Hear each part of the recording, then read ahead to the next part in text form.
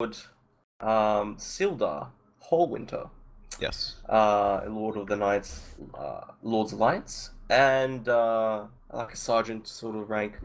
He called on us to go to the mayor's office to go meet with him, and there he was arguing with the town master Harbin Wester, who was very it was a big fat pushover and very gutless in his approach to dealing with the red brand problem. And as such, we were then commissioned by Lord Sildar to look into the possible disappearance of one by the name of Ariano Albrecht, I believe his name is. Am I correct? Yes. Iano. Yeah, Iano. Iarno. Yeah, that's right. I just said an R when there was no R there. Okay. And yeah, so Iano Albrecht, but also to look into various matters regarding goblins and Did you happen to have number price values for those rewards? 200 GP I'm sorry for for not keeping track. Iano. Yeah. Finding I finding think him. I have over here 500 gold for goblins, the destruction of the goblin people, Yep, and driving them the off. Yep, that's pillaging, right. the pillaging and killing of the women and children, and and a vast sum of 350 gold for dispatching the bandits and ending their threat to Phandalin. Yes. Aren't I great writing all this down? Thank you. Thank you. Um, I'm always in a rush after our sessions. So yeah, there's bugbears, there's a black spider, there's fine dwarf. Oh yeah, that's the dwarf. That's Gondran. So we still have to find Gondran. Um, it's like we have to rescue Gondran, but there's lots of other stuff that we have to do beforehand. Yeah, and then we found out about the existence of a man by the name of Glassstaff after interrogating the poor fools who were taken captive. Who cooperated with the investigation, I will add. And yes, so after that, we managed to find the location of their hideout, or the location where we can go to the hideout. And we squatted in the Stone Hill Giant Inn. Stone Giant Inn? Stonehill Inn? Stonehill Inn, that's right. The one where we fought the bandits. So we squatted there for a little bit. Oh no, sorry, the Sleeping Giant. Sleeping Giant. Yeah, man, that's the one. Yeah. I knew there was a giant in there somewhere. The Sleeping Giant, which is like this really seedy tavern which no one really goes to except for crooks and thieves, and no one apparently cares about the existence of dead bodies there. So could be abandoned. Could be. It could be. Knows? Who knows? It could be. We'll see. We'll see. But it's just my own impressions, my own flavor. Sleeping Giant Inn or tavern. So yeah. After getting there, getting ready, dispatching the bodies, disguising ourselves, we made our way to the abandoned estate. Just remembering the map, it was east of town, northeast of town, or east. Yes, to the east. Yeah. To the east of town. And I'm gonna start giving some visual cues now, because I'm here and I'm ready. Visual cue. The old abandoned estate. And don't forget, if you guys cast any spells during the day, make sure that you use up the slots. So we still haven't rested. We still haven't rested. We didn't do the short rest, but that was got a short rest. Yeah. You don't get any spells for short rests. Wizards do. Wizards do. Wizards and elves. Cool.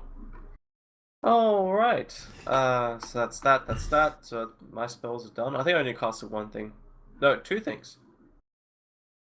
When was... Yeah, I already casted that. Okay, cool. Well, there you go. Okay. So now, since then, we have descended down into the depths of this abandoned estate. There among the cracked columns and the desecrated bookshelves and the dilapidated, less desolate building, we found a trapdoor leading down into a cellar. There in that cellar we found a large room, staircases in fact. What seems to be an abandoned basement of a sort, well furnished. Still, down there we found various supplies and sleeping quarters for the various bandits, whom we managed to fool into believing our disguises, our foolhardy, foolproof disguises. And there, right before the door, Osborne set up that trap, that bear trap. I want to remember that. Yep. And by there as well, further down the corridor, which we went towards the central chambers, we left there Morthos. I gave him instructions to wait 5 minutes. I think it was 5 minutes, Morthos? Or was it 10 minutes? I think 5 minutes. I think it was 5. I think it was 5 minutes. To await 5 minutes. And then, I think, come in or attack? Something like that? Yeah, I think so. Yeah, to come after us. As he was not disguised. Because he's a big tiefling with tails and horns. So... yeah, and the three of us, Avalok, myself, Siege, Tiber, and Osborne as our prisoner in false binds and bound, falsely binded by rope. We made our way to a large chamber where there was a bridge, I believe. And there, around this bridge, was a creature, a horrible creature. I forget the description. So it had spines and claws, one eye, and seemed to mutter quite oddly and crazily to itself occasionally. Definitely driven mad by something.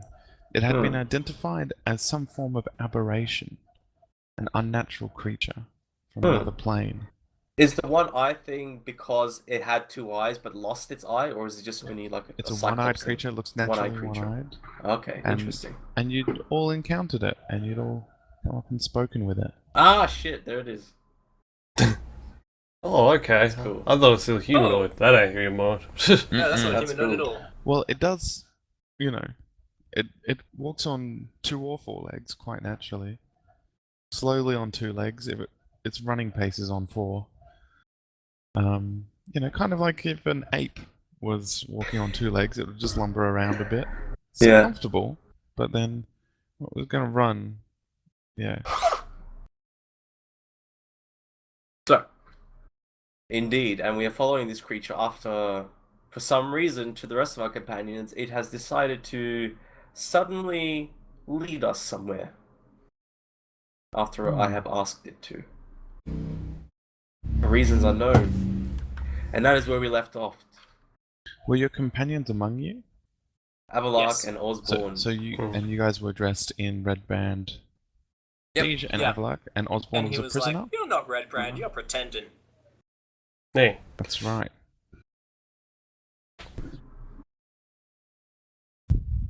Interesting. Well. Just bring up something I need very quickly. That in the list.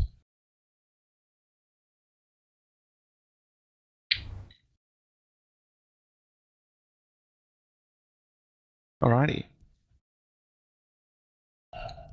So, the 3 adventurers, Avalok, Siege Tiber, and Osborne, are currently attempting incognito, however, being recently discovered by a Nothic as they trawled through the chambers beneath the abandoned Trezendar Manor. They are making their way to the leader of the Red Brands, known as Glassstaff, who Siege Tiber had convinced the creature guarding this cavernous crevasse to take them to. Waiting patiently in the landing room as they entered the cellar is Morthos, awaiting the time for him to strike. However, we look at the companions following the Nothic down further into this network. I think now would be a good time to describe your characters. I will begin with the Nothic. in front of the three of you, you can see the black spines of these white-tipped spokes, the Nothic, crawling forward toward you. Knowing that it is an aberration, a mutant creature of the deep, you wonder why and how it has come to be in the service of these bandits and this bandit leader, knowing Glassstaff to be a magic-wielding person. You believe that has something to do with it.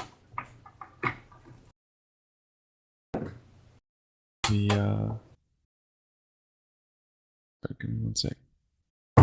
Yes.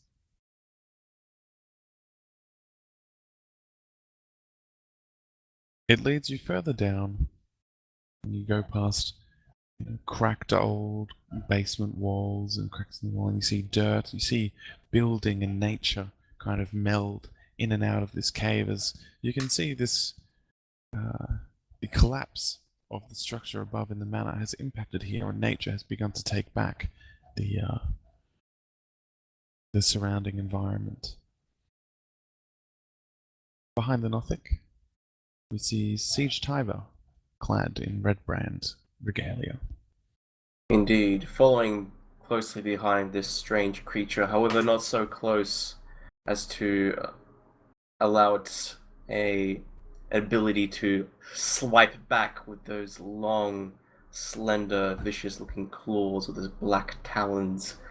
We see Tiber Siege, a human, standing at about 5'8", walking, clad, adorned in red brand regalia, a hood off his head and a scarf down his face, not covering his face, allowing him to see every corner and perhaps have full vision and have nothing obstructing him. You see he has long brown wispy hair and a grim expression on his face, and perhaps a little bit of tiredness to his eyes as he is under a lot of pressure at this exact moment. However, he walks with a steady pace, calculating, almost robotic to the two companions with me as I walk, watchful, ever ready for any sign of danger, any hint of a trap.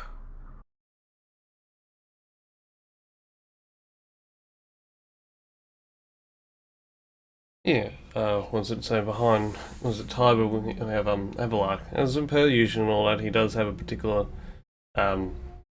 well, sustain for this place. We're getting close to the Underdark, and, well, let's say, face it, elves don't particularly like not being, was it too far from, well, not saying nature, but, above ground. So currently he's, trailing, was it quite behind? Oh, not quite behind, but close to sort of Tybe and the rest of the sort of group or whatever. Just keeping a watchful eye, given the fact that he is an elf and does have with a dark vision days. Keeping was a close eye on particular shapes and forms that may allude was the others in the party.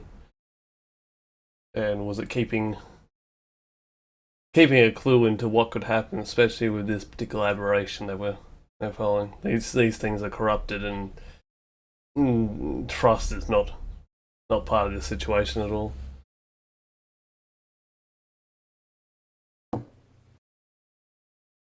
Okay. And following Avalak is Osborne. He is a halfling. Very short. He's sitting just at 4 foot. So he has to look up to pretty much everything. But make no mistake, he won't be looking up to you in respect. Has to tilt his head. He is a monk, following the religion of Kelevmore, and he believes that everything that is in suffering or is undying and undeath or aberrations should die. So you see Osborne following behind everyone, clenching his fists and ripping the shirt that he has that he took from some bloodied Red Hand member to wrap around his fists, because he's itching to punch this guy. He wants him dead. As I'm walking behind this Norfolk as he's leading us through this tunnel, I do turn around for a long glance back to my members, back to my fellow companions, and nod, give a nod, and rest my hand on the hilt of my weapon, my copper flail, and tap it twice before I turn back and follow the Norfolk, whispering a silent prayer to Joaquin, the medallion around my neck.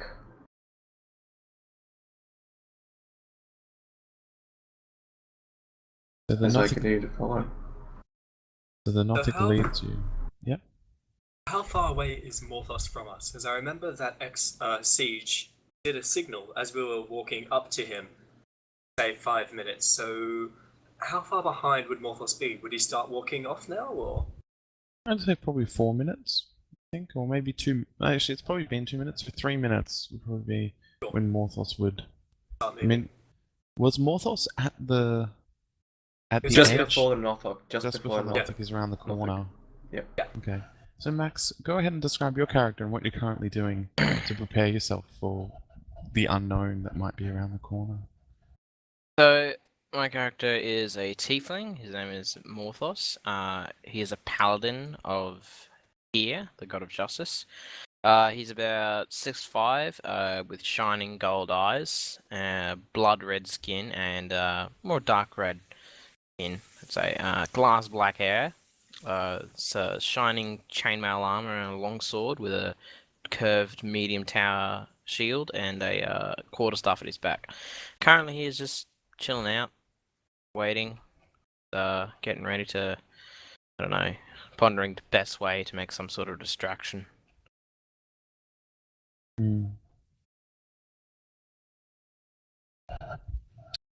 I see. Casually sharpening his horns on the wall, leaving his mark like he usually. And just one moment, sorry for one moment out of character.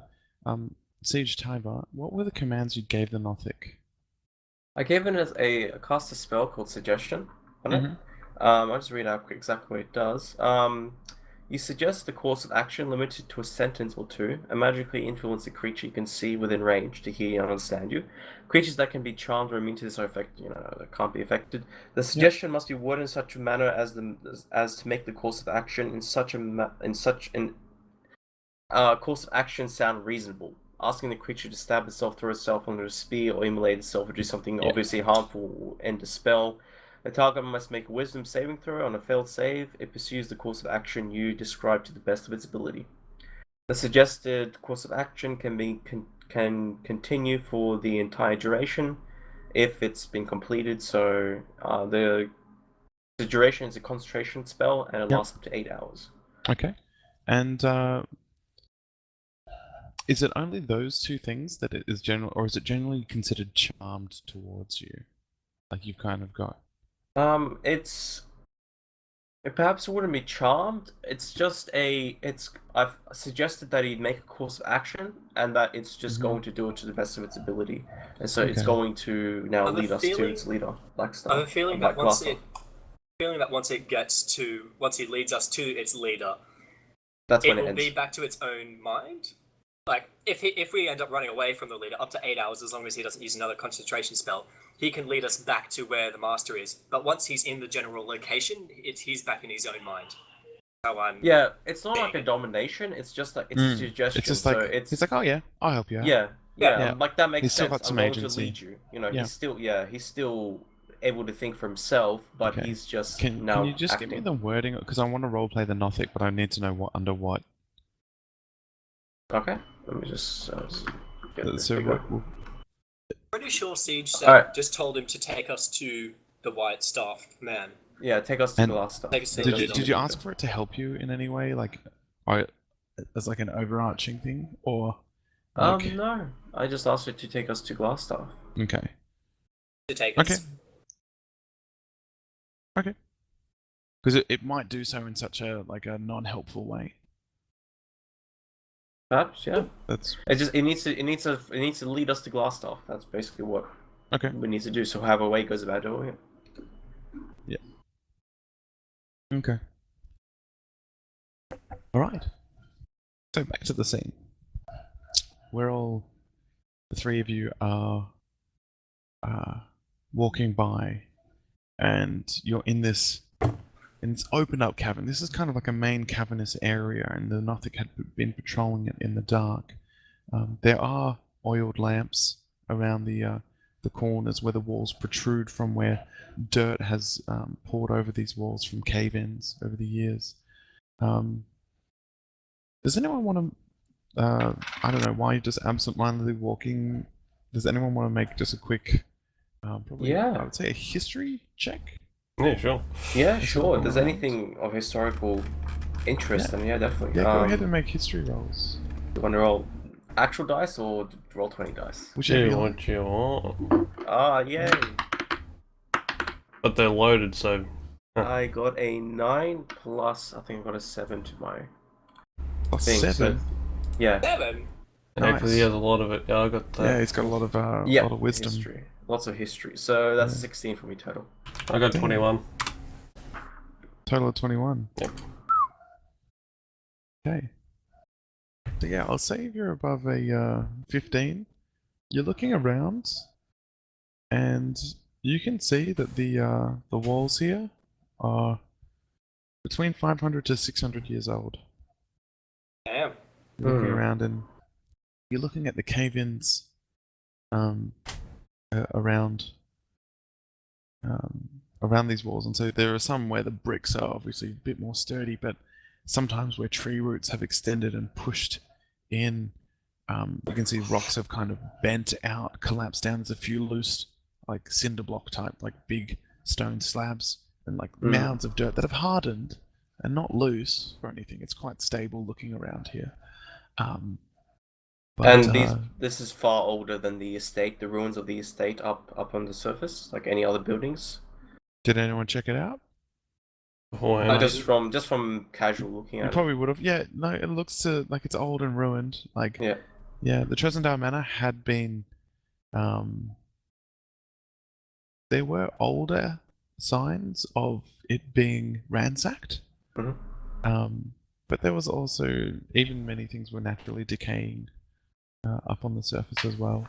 So however long that would take to decay, and for things to go into disrepair like that. Would there be any like sort of signs of architecture, whether what kind of specific species would build this, whether it be dwarfs or deep gnomes or like any sort of subterranean elves or anything like that? Or humans, or what's the style from building features? Yeah, I mean, you can tell that this stonework is very good, and you would presume that such good stonework would probably come from dwarves. Yeah. But safe bet, some sort of dwarf ruin. Yeah, you would say that's a safe bet. I mean, unless anyone has some expertise in, typical dwarvish masonry or. There's no masonry skill. Yeah, no, it would be a an intelligence check probably. Okay. You go ahead and make one. Got a 3 plus like a yeah. Yeah. No, that's like 6 total. He has a brain fart. Look, it's finely sealed stone. Drawing blanks. Finely sealed stone, very good. However, exactly who built it is beyond me at this point. and for whom, like, they have just been the builders. But very well done, and you do notice that for such good stonework to collapse in is unnatural. Yeah. You do note that? You just go, it's a bit weird that. Especially if I suspect it being dwarfish builds, then dwarves always build everything to last a very long time. Yeah. And this is kind of atypical. So yeah. Yeah. So there obviously something had happened. Yep. Can I make a passive perception check on the thing that we're following? So just to make sure that it doesn't try and run off or do any signals? You don't do I just wanted passive to keep an eye perception on it. checks because it's always active. Okay.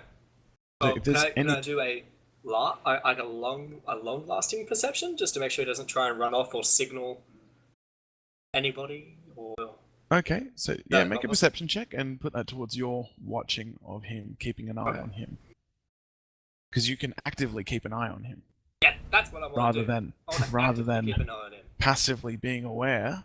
I want to actively keep an eye on him. Actively focus on Okay. that. Make a Um, perception.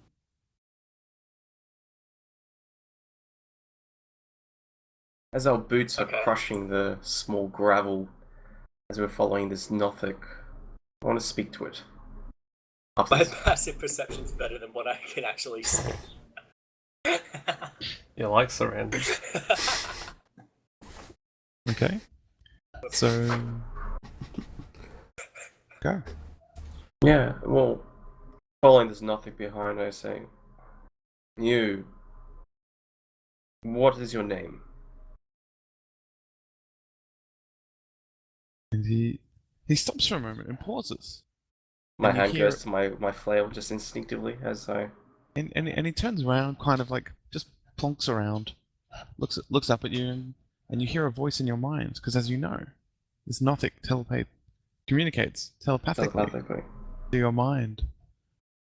And he sends it straight back to you, and he says, "Well,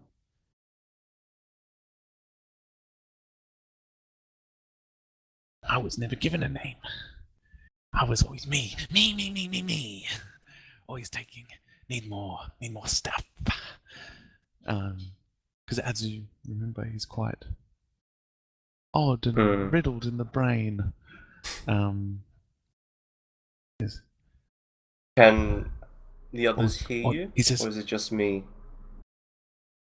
"Just you." And then he says, "But the red ones would always call me Freak. Always call me Spiky. Yeah, Spiky." And then he turns around and he's like, "Because we've all got these spikes." And you just hear it, like he looks at you and you hear that loudly in your mind. And then Echoing in my mind. to the other two, this looks a little odd. Like, you see the Nothic turning back and forth, looking quite thing, and you don't hear any of this. It's just me. It's just one-sided conversation. Mm. And when it does glance forward, I do look back. And I do look back at you two. And I do give a look like this is just some weird stuff, like a surprised, serious look, like. And I turn back, not saying anything. Well, you did hear him ask a question. Then you said, Did yeah. And I don't know, if from just passively or whatever, I can sort of feel. I don't know what's being said, but I know, telepathy is happening. Don't know what exactly and all that, but something strange from this thing. I look Bastard. very uncomfortable and very ready to punch. He takes another step closer to see. and now it says to all of you, and you can hear it in your minds. Looks at the three of you, and he says, "Now, you follow me. I'll take you to Glassstaff." And he's telling you that he actually doesn't like. And he now continues, and I think I told you last session that he said he didn't actually really like any of it. It's just that he's he was here. He was here, and anyway, let's just go back. I'll redo it.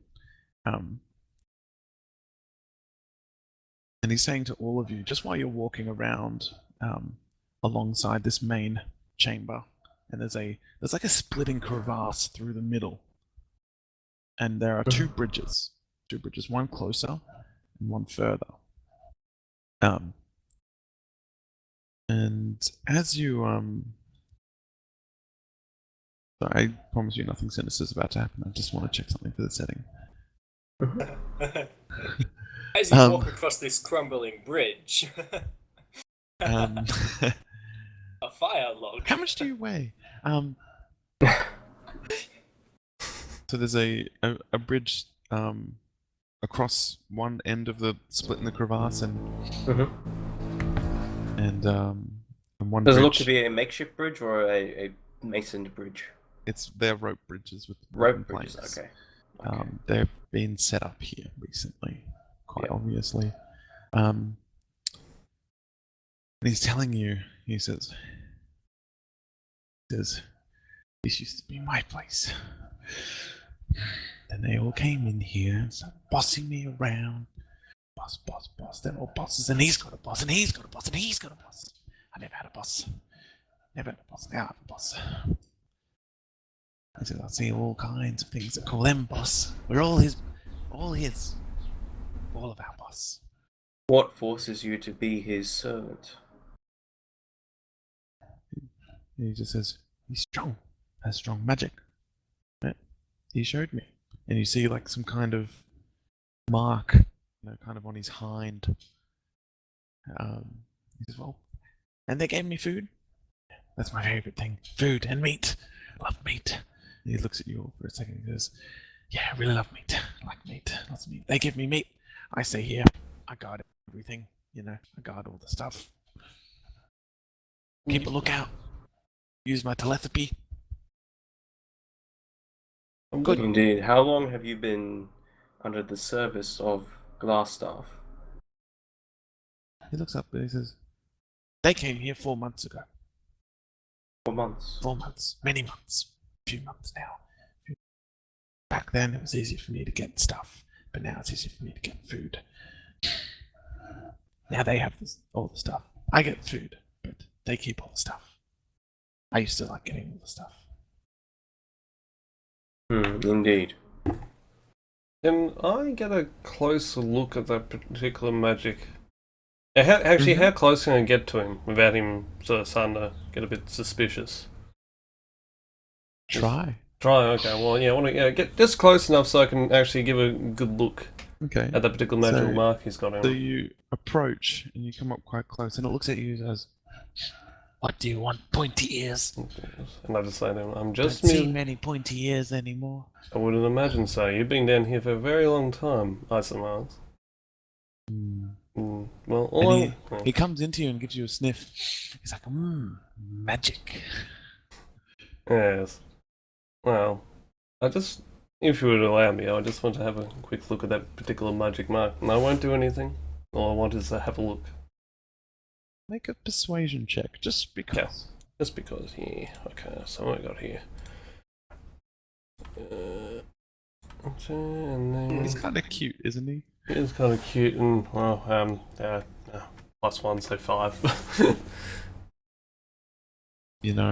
I'd actually just set in my head, I put a 5 just because I was like, just in case, terrible fail. Like, just so that's alright. Because he's pretty, like, he's just, he doesn't, this is very neutral. Yeah. And, okay, and you have a look, and, yeah, so do I sort of like sense any particular kinds of magics off this thing, or was it like a kind of branding, or? You can see that there has been some kind of electrical based or lightning based impact on him. That's right. Well, I sort of go to the creature. I suppose that was a display of power by this glass one, correct? He said yes. Stung. Lightning. Came from his hands and in me. Lightning should stay up in the sky. And I should stay here. And he points down there and he goes, I still like to stay down there in the deep parts. They throw me the meat and I keep down there with all my stuff. Do you miss the old days before Glassstaff came and disrupted your life? He says, well, they always throw me lots of meat now, and I like it a lot. He says, but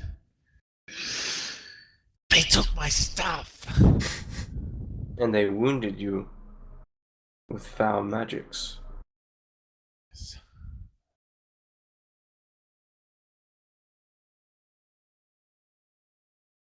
Well. It would be good if they weren't here, but it's okay. I can just stay here and eat. I'll be fine. They'll all die soon. I've been around a long time. At this little explanation, I sort of I see. I sort of fall back to closer to where sort of Tybe and the others are, and just quickly sort of whisper over. So it appears this mage might be a little more powerful than we first suspected, using lightning and will. Because I imagine you can't do that kind of damage just because. So just be careful We when should we be get careful. Mm-hmm. We should be careful. I do whisper. We might need the assistance of Morthos quicker than we thought. I nodded. You just stare at this at this operation. point,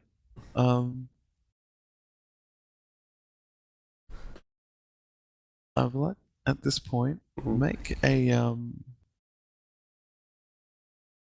a deception check. Yeah. But I'm not a tricksy elf. And, You know what? Actually, everyone make deception check. Everyone. I got here. Oh shit, that's a 20 for me. Oh fuck yeah, you can balance it out, buddy. I got 1. Oh shit, okay. Okay. What did you get, Mr. Osborne? Oh wait. Oh, shit. Oh, cool. Am I 19. doing Oh, deception? Yeah. I got total 25. Deception is -1, so 18. You gotta watch out for those negatives. On 18. Yeah. Because I can literally... 80. 25 total. Yeah, 2. Very nice. I was talking No, loud and no. I should have. Make a quick Google, roll. what is the average of? Yeah. That's it.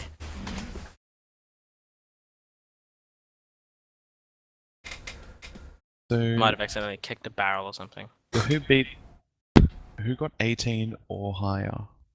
Okay. Me, I was born next one. Oh, Legion, Tyler. Osborne. Guilty.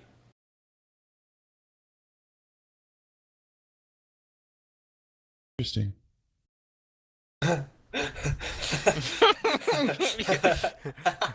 Should we move into a different room so you can tell Hey, us guys. what we accepted? Nah. Or... I think he might be a bit more powerful than we expected. I forgot this is my inside voice.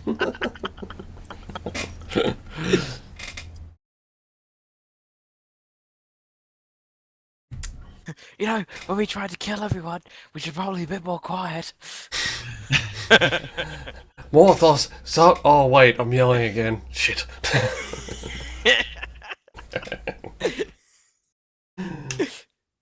Oh shit. Scared. Please, Mr. DM, say something. You're terrifying. Okay. Can we go into a different room so you can tell it's just okay. us, or No, will you type it to us? you don't. I would if I had to. Okay. Alright. Hey, And we move on. Indeed. keep walking. Oh shit. Belly of the beast. As you're walking down the this chamber, the crevasse splits the floor in between, and you can see it's a little deep there. There's one bridge on the bottom, on the low end, and another bridge across, and this splits the whole chamber, and you have to cross it. And the Nothic walks straight past the first bridge and leads you over the second bridge. And you cross it, keeps walking, and as you cross the bridge, it waits for you across the other side and beckons for you guys to cross over. And it says to Avallak, and Avallak alone, it says that it asks Avallak, do you use your magic to make others do what you want? And for a moment, it doesn't sound like a crazy brain. It sounds like he's lucid for one moment. Like And then he goes, "Is that what you do, Elder Blood?" At this moment, I'm making sure the others don't actually sort of see either, and I kind of use sort of telepathy back at this thing because I don't want to. Oh, I don't think you can. I can't. Oh, that's okay. Well, I move. Was it closer toward? Well, as we're going across the crevasse, I imagine. I get as close as possible to it, and I sort of, a deep sort of stare, and then sort of quietly say to it, "You know exactly what that is, and you better not say another word."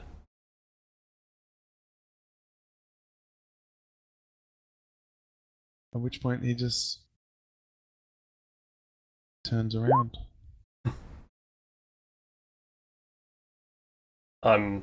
What? What's this? And continues to lead you. And I'll explain, and quietly, I'll explain to you later, Tiber, I suppose. I'm visibly was a little. You don't usually see up like sort of frizzled and fruffled, but this is what you're sort of getting off me at the moment.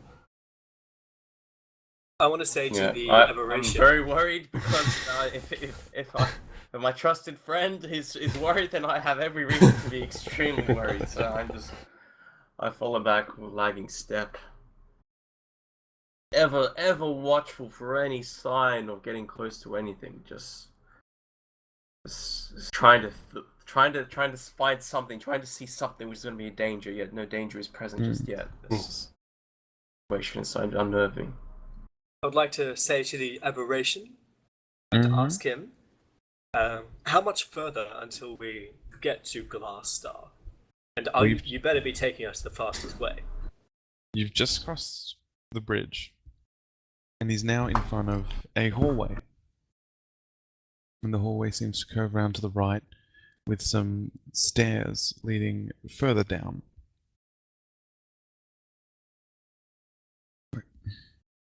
With some stairs leading further down, and he waits there, and he tells you, into your mind, Osborne,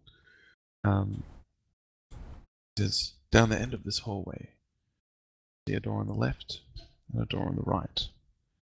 The door on the right is Glassstaff's laboratory, and in that laboratory, you'll see many of his things. He spends much of his time there. In the room behind that, those are his quarters. And on the right? I suspect he'll be in either of those two. That's on the right. Sorry. That's on the right. If you turn left at the end of the corridor, you'll see a common room, the headquarters, and a meeting room for all of the red ones. All of those red ones mean to me, but they give me meat. So I don't mind. Because really, that's what it's all about. Does anyone have any meat? Or any food? Does he say that to all of us, or still just to me? Yeah, no, to everyone, yeah. He's hungry. So... This thing hungers. I sort of turned to everyone with you got anything? I do have beef jerky. Oh. I take that out of my pouch and I give him as much of that as I have on me. Probably like 2 portions worth. Here. And he's hesitant. He looks up at you and he says, "This is for me." Of course, you have done well. And he holds it. A gift. And he smells it. He says, and he says in loud, like, telepathy to all of you, "But it is cooked! It is so good! Surely not for me." And he smells it and starts to nibble on it, and you just see him look up and you see his one eye just widen in front of you. And he just devours beef jerky in front of you for a moment. I start making my way down the stairs and I motion for the others to... And you hear a loud voice in your head go, "Wait! Meat giver!" Yes. He says, "I must tell you." And he comes back. He saunters up to you and says, he's still kind of gnawing. My hand on my hand on my club play, just. And he's still like, gnawing away at this because you've obviously found his crack. Literally, this is a meat junkie. And you kind of marvel that this creature can eat and devour as much as it wants, and use its mouth, and still talk. Cool. Yeah. And so it's going at the beef jerky and says, "Wait, giver of meat, I must warn you." Yes. As you approach Glafstar's laboratory, beware the rat. The rat knows. The rat is Glafstar. It is him. He sends the rat, and the rat watches for him. The rat knows. What the rat knows, he knows. He sees what the rat sees. You have to watch out. It lives in the lab. Thank you. One time I tried to eat it. I can't eat it. I'm not allowed. My thanks. I will not keep you. I'm sure you have more meat to devour. And he says, "Okay." And at this point, he turns around, runs back into the hall. Quickly, follow me. As he starts. I would say probably now it's been the 5 minutes for Morthos. Can probably start making his way. So Morthos, Yes. you turn around the corner. Were you doing anything during that time that you wanted to do or have ready, or were you had you moved? I had my sword and his shield and equipped and pondering, I don't know, how to make the loudest amount of noise. Okay.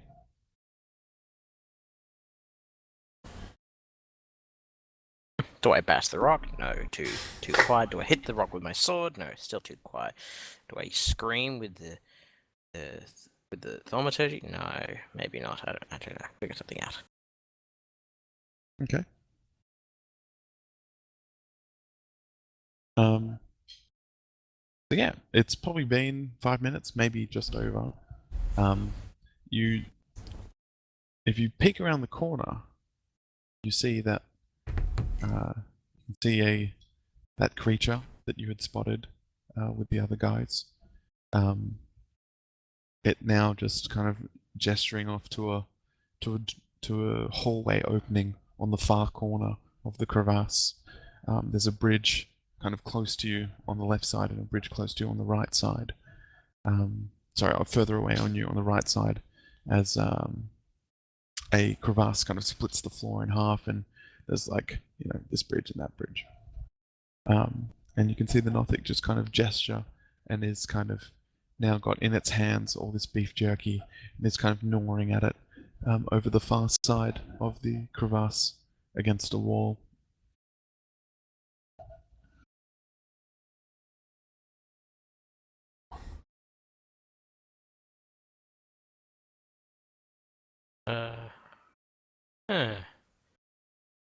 Didn't expect one of those.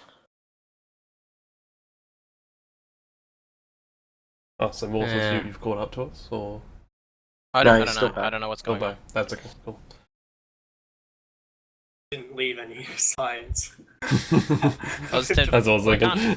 Well, he's just kind of seen the last of the group kind of go around that corner into that hallway opening. Okay, cool. Because you guys had stopped and talked for a bit. Yeah. With the Nothic, so I think you had told Morthos to wait 5 minutes, so that's probably been about 5 minutes. Yeah. No worries. Okay. Was the route which a Nothic took us, was it complicated or was it fairly easy to remember? No, it's very simple. It's very simple, but there was a brief stop for a quick conversation, and on the other side there was a quick interaction, so that's fine. 5 minutes all up. That's it. It's quite straightforward.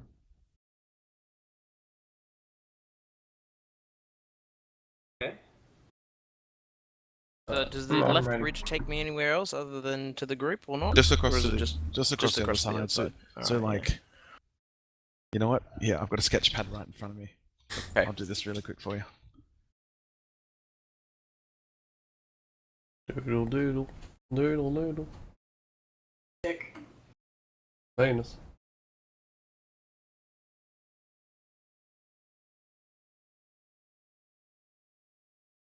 Just real quick, sorry. You wanted me to make a distraction after 5 minutes out of character? Yep.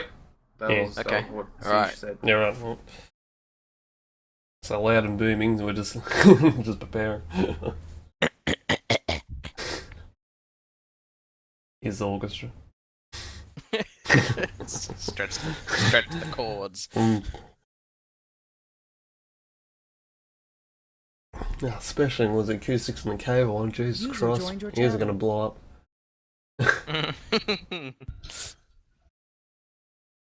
Hello. Hey man, we're in session. Okay, so this is what it looks like. Mm-hmm. The hammer is a max. The horned evil thing is Oh, are you doing this over video? the Nothic. You can't Yes. see it. Oh, I can't transmit those, otherwise I will die. Oh. I will disappear very quickly. I'm sorry. Okay. Well, Oh, now we dude. can see. Well, So yeah, I gotta remember. it's a very, this is very, very There's- basic. There's a little more. Yeah, to coming out it, of the tunnel, but there's a bridges, chasm, there's a, path over the right side, and things Chasm, right yeah. next to the pathway. so there's a chasm down the middle. There's a bridge, Yep. and it just splits the room in half. Really, that would kind of trail to the wall, leaving a slight gap here. Wow, I realise I'm drawing a vagina.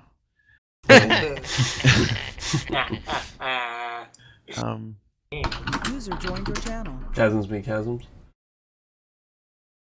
Chasms be deep. Chasms be chasms. But yeah, there's Chasms be deep. there's two bridges going across this chasm in the floor. There's a Nothic on the far side. You're on the other side, or just around at the entrance to the chamber. And you've just seen User your left your companions channel. kind of turn the corner. Here, Max. Oh, okay. I'll just give you this. I'm Are you- so quick. Are you I'm knocking so something quick. up? Do you want that? I already done it. Oh, Done it. mate. What the fuck That's are way they? true. Okay. That. Who cares? It'll take me a minute to load this. That's one. Oh, wow.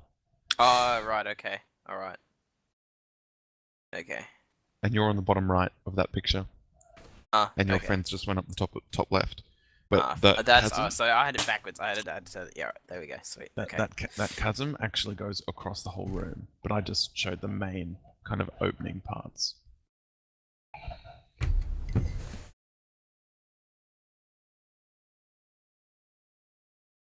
Okay. So do. alright. So I go out to the right side and move across to the other side, to opposite the fiend, and Yep. then I speak a little sign of give my voice the ability to sound like the thunder of the thousand storms, Mm-hmm. and I scream at the fiend as, "Face me, fiend! You will die today!" And then I proceedingly run back the other way down the tunnel Okay. Fuck, that was Um, with booming voice. Right. Okay. And there's that thaumaturgy booming voice. Is that what that is? Yes, that is definitely thaumaturgy booming voice. Okay. And that okay, so thaumaturgy cantrip, a range is 30 feet. With I can cast it either in a point or otherwise, and so for up to 1 minute I can do a wonder. And my voice, which is booming voice, does 3 times as loud for normal as 1 minute. Okay. Done. Nice one. So I'm assuming we hear that. Yeah, It would you echo. do. Yeah. This It would echo. this rings out. I kind of look back up the stairs, think, Hells, we were too late. Quickly, down the corridor. Yeah, let's rush. Okay. So just in case it comes up, can you guys roll initiatives now and we'll go off that? Just because this will be kind of Sorry, got it. breakdown time, because this is you have things happening simultaneously, and I don't want anything to kind of go further than the other thing.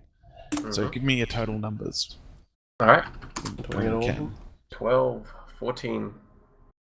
Oh, look, 14, Osborne 12. Wait, I'm what 15. totals? Osborne's 15, 15. okay. Oh shit! Right, sorry. 2 seconds. Oh yeah, that's just a +1, isn't it? How many? It's all good. So I'll go 16. Oh, 15.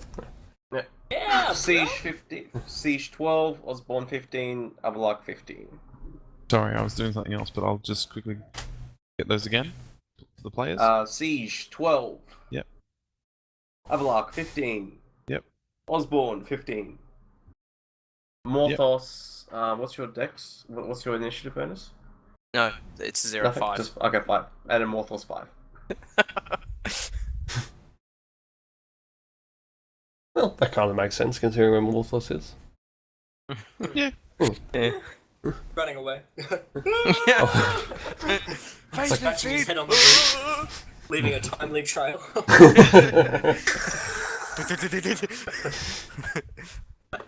Well, there goes Morthos.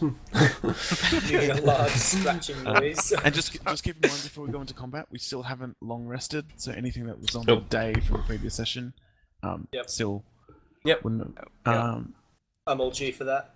Okay, I'm just doing some initiative rolls for anyone who Potential Unknown things. enemies. Yeah. Fuck, I love being a wizard and elf. I got half my shit back. It's all good. I've got all my shit. Oh. Yeah. Yeah. There's gonna be some punches. Ooh. For some reason now I just like sees like little like mini Batista. I'm a mini Jackie Chan, just black with black hair and doesn't look Asian.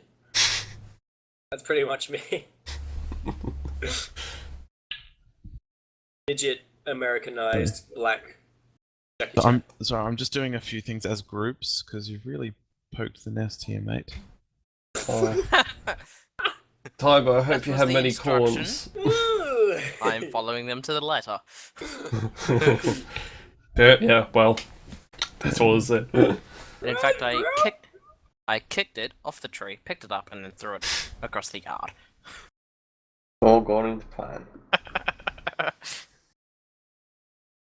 I proceededly ran in the other direction.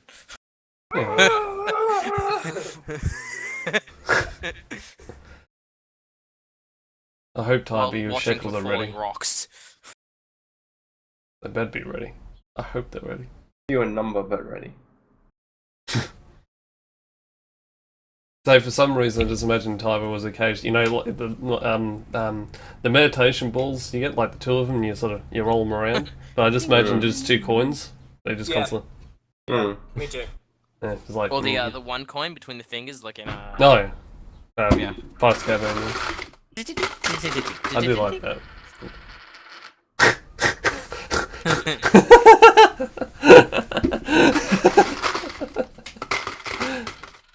Okay, he does have. No, that was the pro. I That was the got pro. it. Blinked at the camera. Spell Doink, book. doink, doink. This is the Take pro. that trick.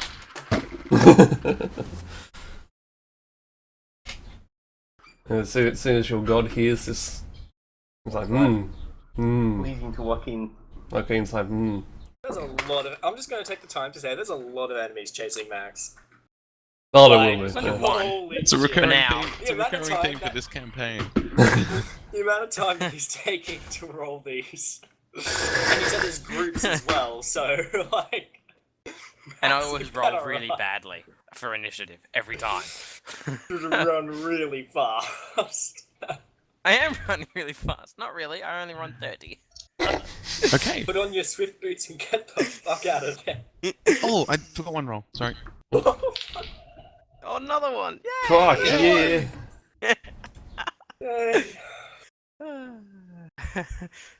No, don't forget the Sorry. trap though. We're all good now. Okay. So,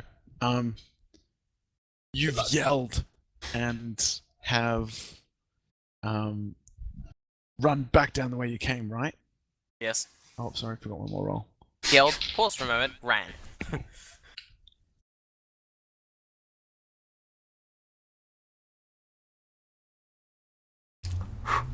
He bravely ran away. Away. I'm so brave. I'm so brave. I'm so brave. Okay, so sorry, I'm all good now. I'm all good. Okay, so you run back down the way you came. Yep. Back. Sorry, I'll just say very quickly for Rob. So you boom out into the cavern, and your voice echoes with kind of a thunderous authority, and you hear a little bit of stirring further down towards your left, as along the left-hand side, in the darkness, you see kind of a light come around what was shrouded in darkness, an opening in this great cavern chamber down the further end. So if you look at that picture on the bottom left of that little picture that Exile had linked, there was a little opening that was completely shrouded in darkness, but you see a faint light now start to emit for it, and you see the outline of it, but you have barely any time to pay attention as you are bolting down that hallway. And I'll say that you probably do a quick athletics roll if you're gonna just spend your turn bolting.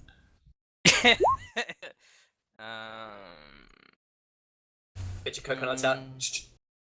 17. 17. Yeah, you bolt straight through. You go back to that kind of secret hidden door that you'd first encountered, and you push against it, back into the groove. You slide it across. There's kind of some stone on stone grinding. You're out. You've got a bunch of barrels kind of in your way that you guys had all moved past before. You're back out into this front room. With a bear trap in front of you. Not in front of him. That's in front of the room out to the side. Okay, make sure you don't run on that.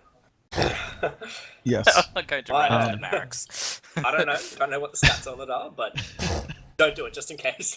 Indeed. Okay. And I will say probably. Where are we at now?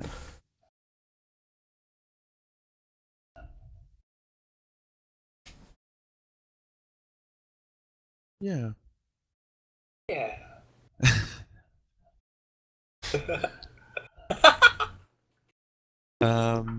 Now, our three companions, you all hear this big boom echo out, and I think Siege Timer had said, quickly, let's run down the hall. And so, as that was happening, I say you've probably got 6 seconds of reaction time to kind of get something done in this brief time.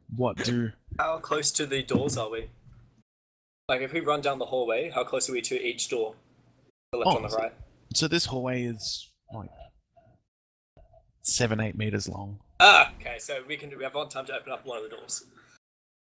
Yeah, you can dash. Yep. Okay. Well, if I'm in front, if I'm not, then that's fine. But my intention is to run down. You are in front?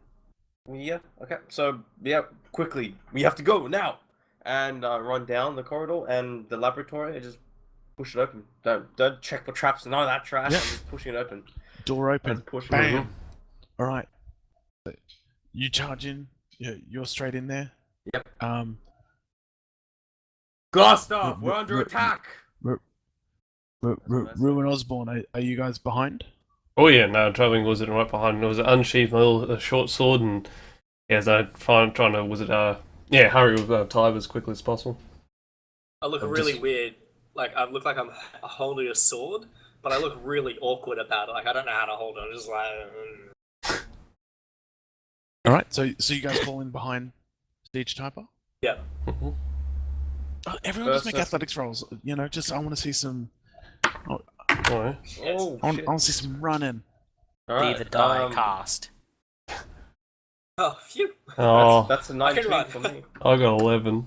19 for me. Yep. What are we doing? Athletics or Athletics. athletics? So +2 onto that, whatever I rolled. Okay, so I'm 21. Oh wait, no, I'm stupid. No, I'm 10. No. Okay, cool. You all kind of get in there, and immediately as you enter the room, Siege, you had the Glassstaff under attack. Yes. Fantastic, because Glassstaff is standing right across from you. Kind of, he'd just come in from his chambers, is looking around, and he sees you, he sees Avalak, and he sees Osborne, all and he looks at you and says, "What? What is happening?" And you had said, Come here. I um, cast command on him. Like a man. The coins. Come, I say. "Okay, all right." Just give me a quick description as Yeah, like so- what does the laboratory look like? What does glass stuff look like? What's around him, etc. yeah. etc. What does his staff look like? Yeah. Made out of stone, it's made of wood. So you see a short, dark-bearded, a short human male with a dark beard in robes. He has a kind of a princely mantle, like he's got shoulder pads. Kind of a princely mantle.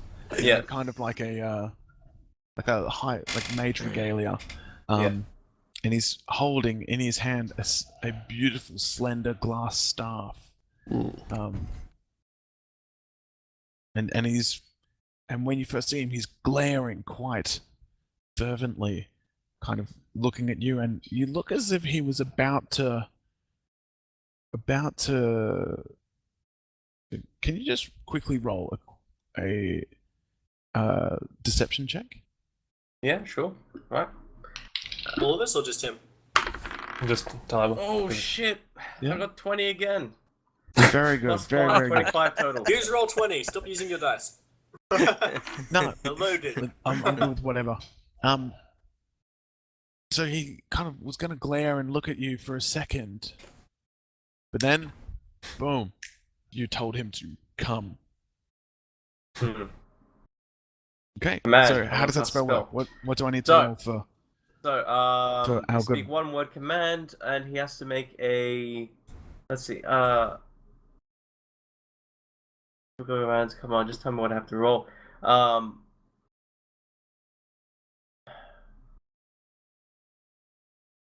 The target must succeed on a Wisdom saving throw Okay.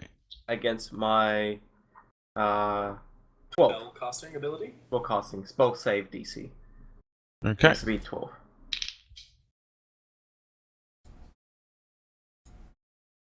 He did not. He beat it. Hmm. He beat Okay. it. And he says, What did you say to me? and he looks confused for a second. He says, "What? What? Well, As soon as I realize it doesn't work, I draw my flail and attack.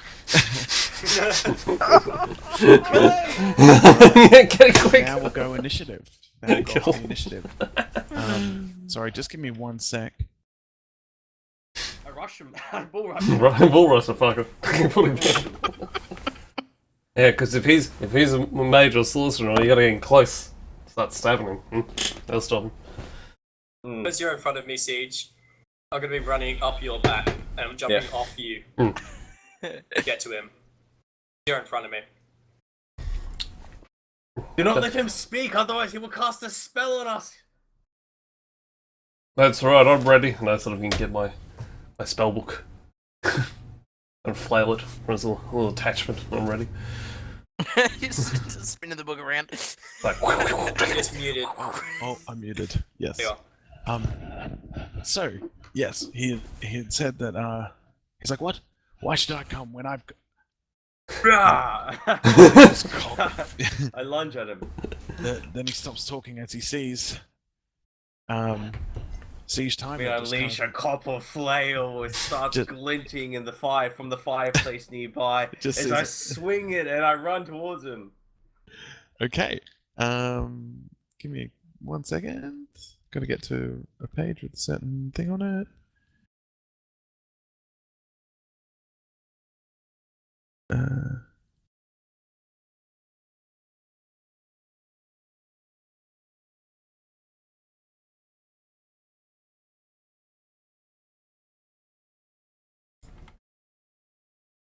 Sorry.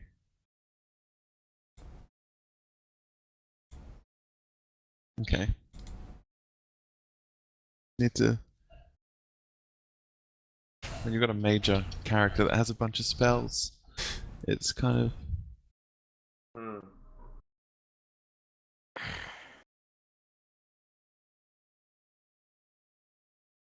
Well, if you lop off his hands, he'll be right. You gotta make sure he doesn't speak either. He's got to break both of his hands, and he'll be fine. Cut his throat, chop of his hand, should be alright. Is it possible to break weapons? Like, if I punch his staff enough, will it break? Can I tell you that? Okay. Fair enough. I give you permission. Look, he's doing DM stuff. Get him.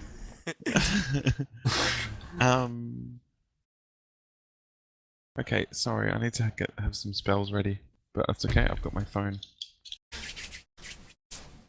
Okay, so, I'm gonna say, Siege, go ahead and make your attack. Yeah. Roll your attack. Rolling attack. Straight But just D20. because you've got some distance to close between him, I'll say that he probably gets to kind of have his... There'll be some time involved.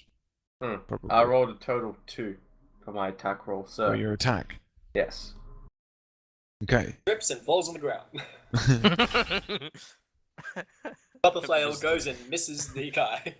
Because of the weight of the halfling Hmm. on his back. I assume I miss.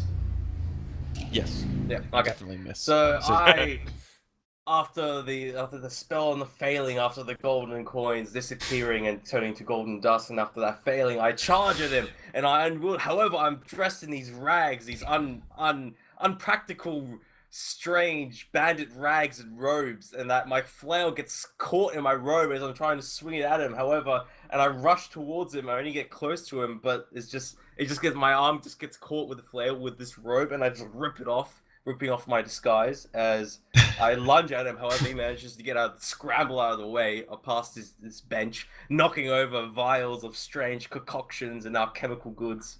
As there's just madness inside this laboratory. That's my action. And it misses, and he says back, he's like, "Oh my good gentleman, there's no need for this unpleasantness." And he's got quite a voice of finery and pretentiousness. Yes.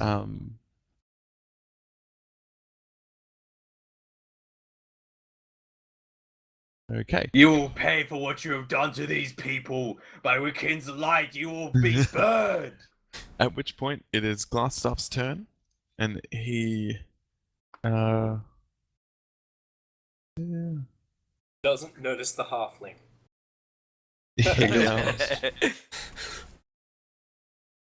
You can see him kind of like brandish his staff a bit and speak a word, and a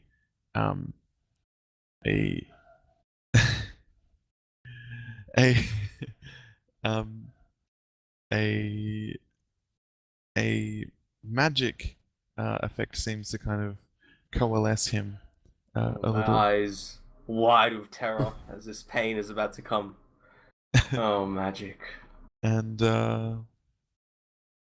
yes, that is his turn, and he's going to so you are in his laboratory, so there is a table in the middle and kind of benches around the edge, and he kind of backs up across the table, so he tries to put a table between you all.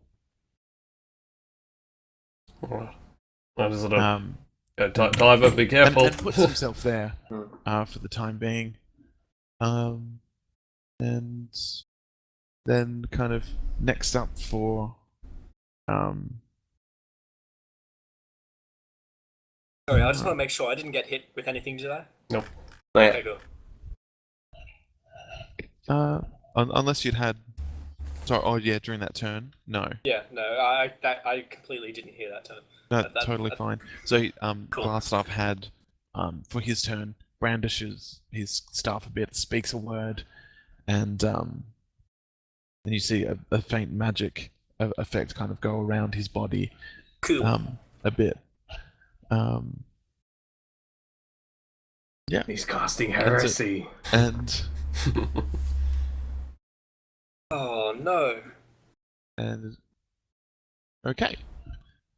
So next up we have a turn from both Osborne and Avalak are on.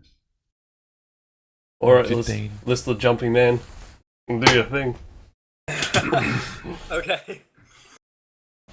I am going to run as fast as I can to this blast off. Yep. Well, I need to spend extra movement to get there. I've got 35 feet. You can No? get Cool. there.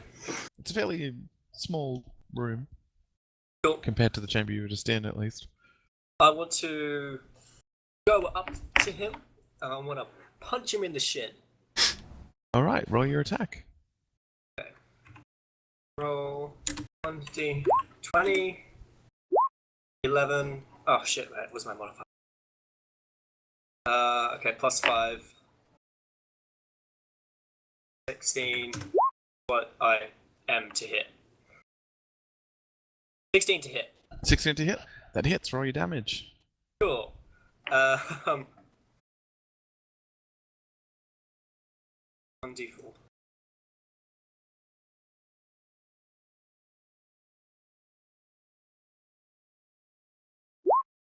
Okay, 5 damage Cool. for the first Right. punch. Does it do 5 damage or is it negated? So you go up. I can't tell you the statistical things what happen. I can tell you visually what you see happens. Cool. So you go up, you smack him, and you do notice he experiences pain. Sweet.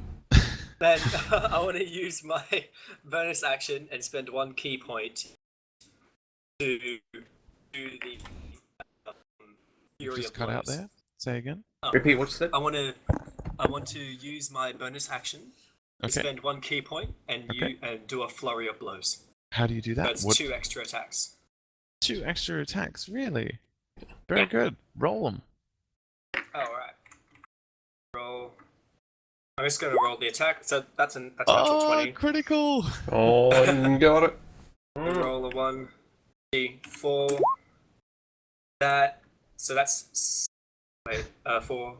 Max 7 damage. 7 damage on that one. So, and double the 4. Oh shit, okay, double 4, that's- so that's 8. it's 9, critical. Great. that's 11 damage. 8 plus 3. That's 11 damage. And then I'll roll the second hit. 1d20. As a 8 plus 5 is 13. 13 to hit. Does not hit. Okay, so You punch robe, and it swings through the air. with using the key point to do a flurry of blows from my monastic tradition of the way the open hand, whenever I hit someone with a flurry of blows things, I can choose one of the 3 effects, and I want him to make a dexterity saving throw or be knocked prone. Okay. What does he have to beat? I'm not. Find out. I think it's 12. Pretty sure it's 12. Do you which want is me my to quickly spellcasting. player's handbook this bad boy for you? I've got it right here with me.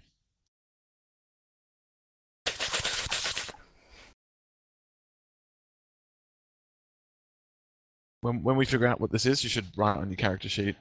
Yeah, I've got one written down as 12 because I think it is what my spell casting ability is the same as the defense, even though I Okay. don't have any spells to cast. So It that's doesn't. just Yeah, it makes doesn't the say. It list. says whenever you hit a creature with one of the attacks, it must succeed on a dexterity saving throw or be knocked prone. But it doesn't say what against. Um, So should I just roll dex and he rolls dex and see what happens? That's not a contested roll. It doesn't say what. I would assume we'll do it kind of like they do spellcasting. So a base of 8 plus 2 for your proficiency makes 10. I would say just plus your dexterity Level? modifier. are you level or something? Okay. Or? And dexterity is maybe. 3, so 13. I guess so. We'll do it with the 13 for now, Right, and until then we find out what it we'll is. find out what it is and Sure. do it that way from then forward. Just because it's Write that down. Spell it's save not straight away here. 13. Yeah. Alright. Okay, rolling. Actually, I'll roll it in the roll 20 just because. I'll find out if he succeeds or fails at first, then I'll play what I did. Oh god, I keep typing it wrong. Rolls a 9, no, and plus 1. Nope. Does Okay. not make his save of 13. Cool. So, yeah, I run up to this man and I punch him in the shin, and I feel it connect. It's like a whoosh, and he's like winces in pain. He's like, "Ugh," and looks down upon me, and I look up at him, and I'm just like, nah. How badly damaged does he look just in this moment? How, like, is he suffering badly from this blow? So after the first hit in the shin, he recoils, and you can see that, you know, he's kind of clutching it, leaning down, and looking angrily. And then I punch him in the chest, try and I jump up and then do like an uppercut to the chest type thing to knock him backwards and prone onto the ground. And then I stand next to him and flex my hands. Yeah, and at this point, he's looking like he's been hit hard. He wasn't quite anticipating that. Is caught by surprise, down on the ground, and is looking like he is kind of just like his eyes are wide, kind of like when you've just been hit really hard, and is he's kind of looking around. I look at the scene with grim satisfaction. He's angry, and you get the feeling that he's having trouble staying with his consciousness, actually, and you get the feeling he probably can't take much more damage.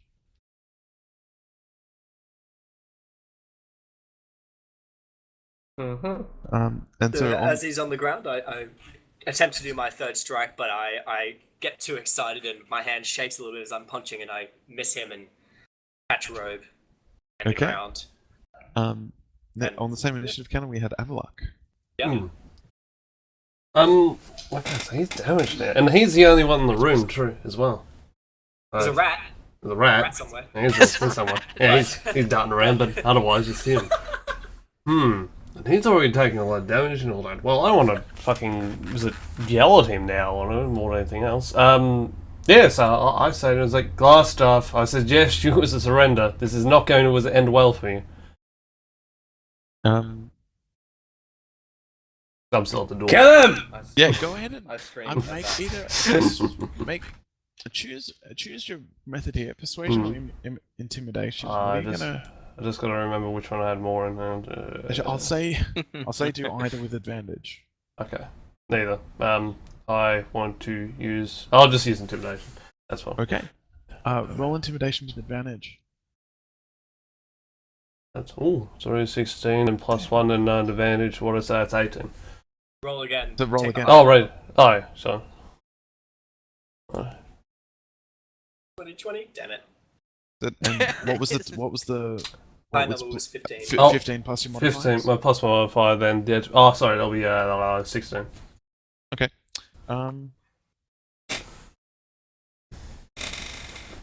As I sort of unfurl my disguise and still ready myself in battle, I still have my sword in my hand and He at this point. Oh shit.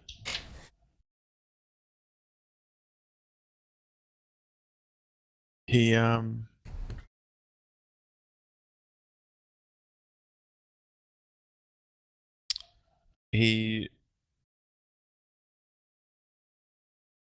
holds his hand up, signaling stop, and he says, okay.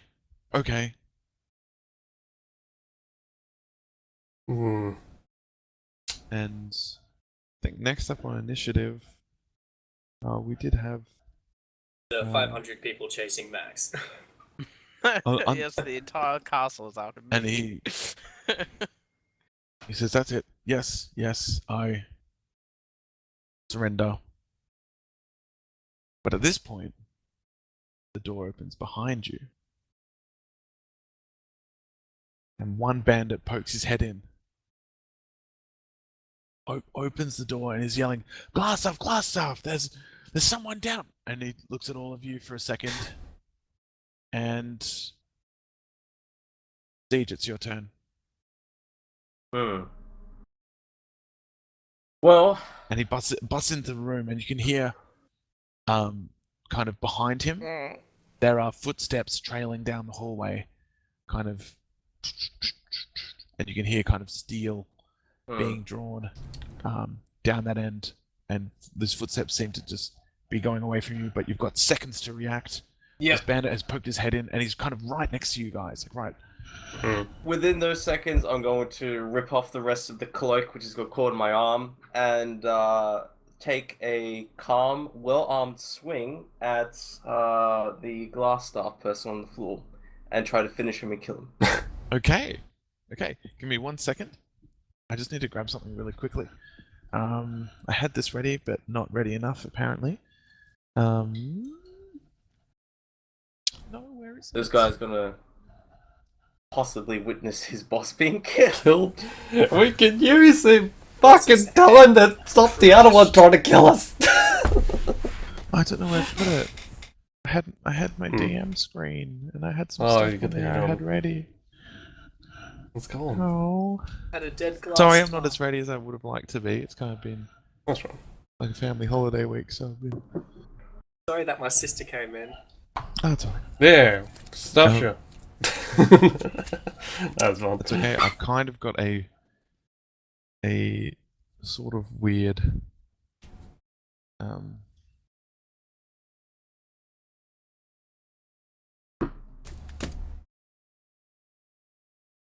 Okay, so that's what I need to check. So go ahead and make your attack with advantage. Yeah. That's a 10 first attack and an 18 for the second one. That's second attack- The bonus. The second attack hits. Yes. That's Sorry, the one... second roll. Sorry, second roll. Yeah. That's what... Second roll. So 1d8 damage. As Oh shit, 8. as you do that, as a reaction, he is going to cast shield. Okay. Which I can tell you. Oh, can I? No, I can't. Don't worry. I'm Probably stupid. can. I'm stupid. I forgot. Oh, so yeah, so shield. He's a bonus 5. So Oh, as a exactly. reaction, he puts his hand up, and an immediate magical force comes out there, and almost like as you swing, you know you're good for it, and almost like a magnet just kind of deflecting, like you feel this force just kind of swing and make you miss. It bounces. Oh, yeah, shit. it glides off. So, Kill him! He's too dangerous to be left alive! And now I'm His gonna roll initiative for Bandito. At this point, I'm shooting. Eduardo? I'm shooting my eyes at Ty, but sort of going, we need him. I'm kind of like hoping that Morphos is still alive. And so we'll find out in a moment. Morthos, it's now you. You are running down the hallway, kind of absolutely legging it, and you're out in this room, and you hear the door open to your left, and suddenly a large steel snapping noise, and a big fool, and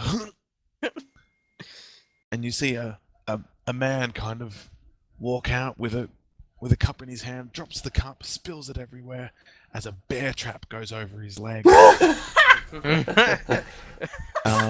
I'm gonna go ahead. Oh, Keep running. that rolled off the table. Out the castle. Out the castle. Okay, Max is gonna use his whole movement again to run out. Keep running. So, Oh my god. so and you hear this guy yell, "Ah! There! Oh, The tiefling! Run. Someone help! Help! Help!" And you hear him start like shouting, "Help! Help! My leg! My leg!" And he goes back I into yell the at him. room. Ha ha, and run. You hear this echoing booming. Oh, kind of boom down as you see, like they catch your tail kind of as you are clambering up the cellar door steps, and you smash open the trapdoor above you, and you come back out into the manor, and you're back in the manor once again. And you're there. You're standing there. The trapdoor is open next to you. What do you do? You can still do an action if you want to. Put down a trap. Oh, traps. Do I have a... Can I... No, I don't think... I'm not a thief. Find a bookcase and push it over the trapdoor. Okay, cool. So, the That's already escaped. Okay. It's a man. I'll let you out. That's alright. You just, Okay, just okay, gotta go say the ahead. password. Okay. the What's the password? Wait, fucked up, let us the fuck out! Good enough. this cellar door is in the kitchen. You can see kind of Move like the a fridge. fridge, really. There's there's kind of a cabinet, some loose bits of timber, like a bench top that's kind of slid off the thing. You can get some of this debris together and kind of pile it on the trapdoor. Yes, I intend to do that. Okay, then you do that. It is done. And you probably used up My handiwork. your movement for this turn, but do you intend to stay or are you still looking to bail? I'm going to stay there and Gotcha. watch the pile. Yeah, right. Okay. So we'll go Because back I remember, to... oh wait, I still have friends inside. Yes. Okay. So, and next up on the initiative list... It's actually another... Good old glassy. No, that was a... Okay. I think someone rolled worse than me. Like an oak. Okay. And I had a look around, picked up anything of immediate value and immediate vicinity, but otherwise now moving very quickly back to Morthos. I think that's our intention. As carrying the head of Glassstaff in one very extremely bloody arm on the left hand, and trailing the copper flail on my right as I'm just almost dragging it, just walking, robotic almost, still clad in half ripped, half torn off, messy, and bloody, like red brand clothing, a cape behind me for dramatic effect, walking up the stairs past this creature as I nod towards it, as it's feasting on the corpse of this thing. I say, Mind you here. And now I am free again. Meat giver. Thank you. Glassstaff is inside. You may have his remains. And you hear, I'm sure you will enjoy that as I walk past up the you hear this stairs. highly disturbing, like this, almost like a mental, like savage purring. I quicken my pace up the stairs. I want to get away from this fucking creature as quickly as possible. For it hungers ravenously. And so Morthos, on your side of the things, you can hear a great number of individuals beneath attempting to break through your pile of debris. However, I had rolled for their strength check before. However, they weren't able to budge it, as you had a considerable lead on them for now. But they did tip it a few times, and it is actually lessening the more they're tipping it. And so it is actually, you do see it start moving, and some bits are sliding off, and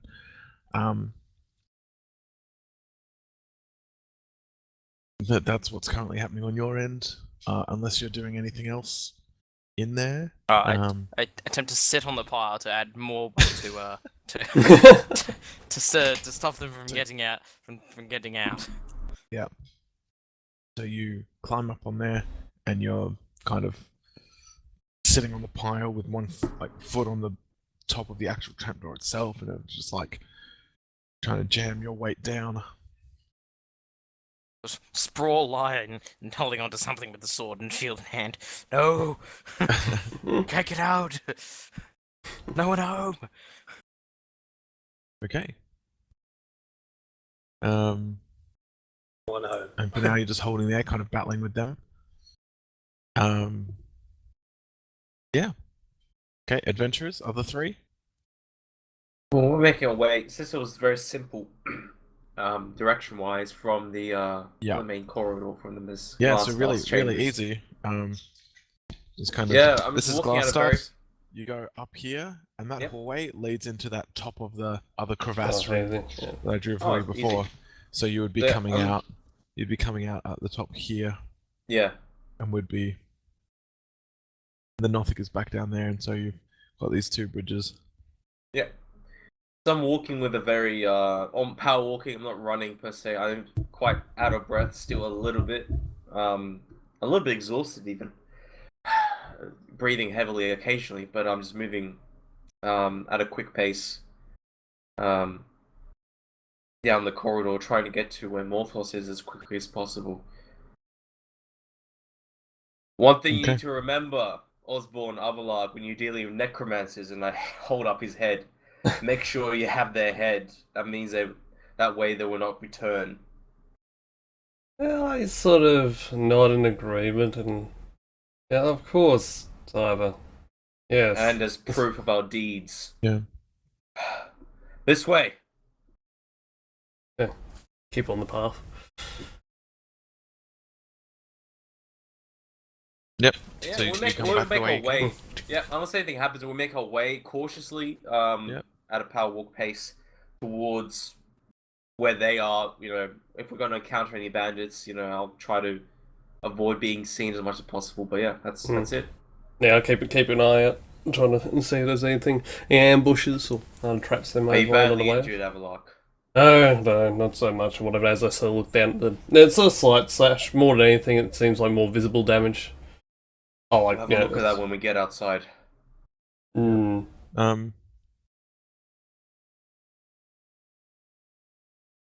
Give me one sec.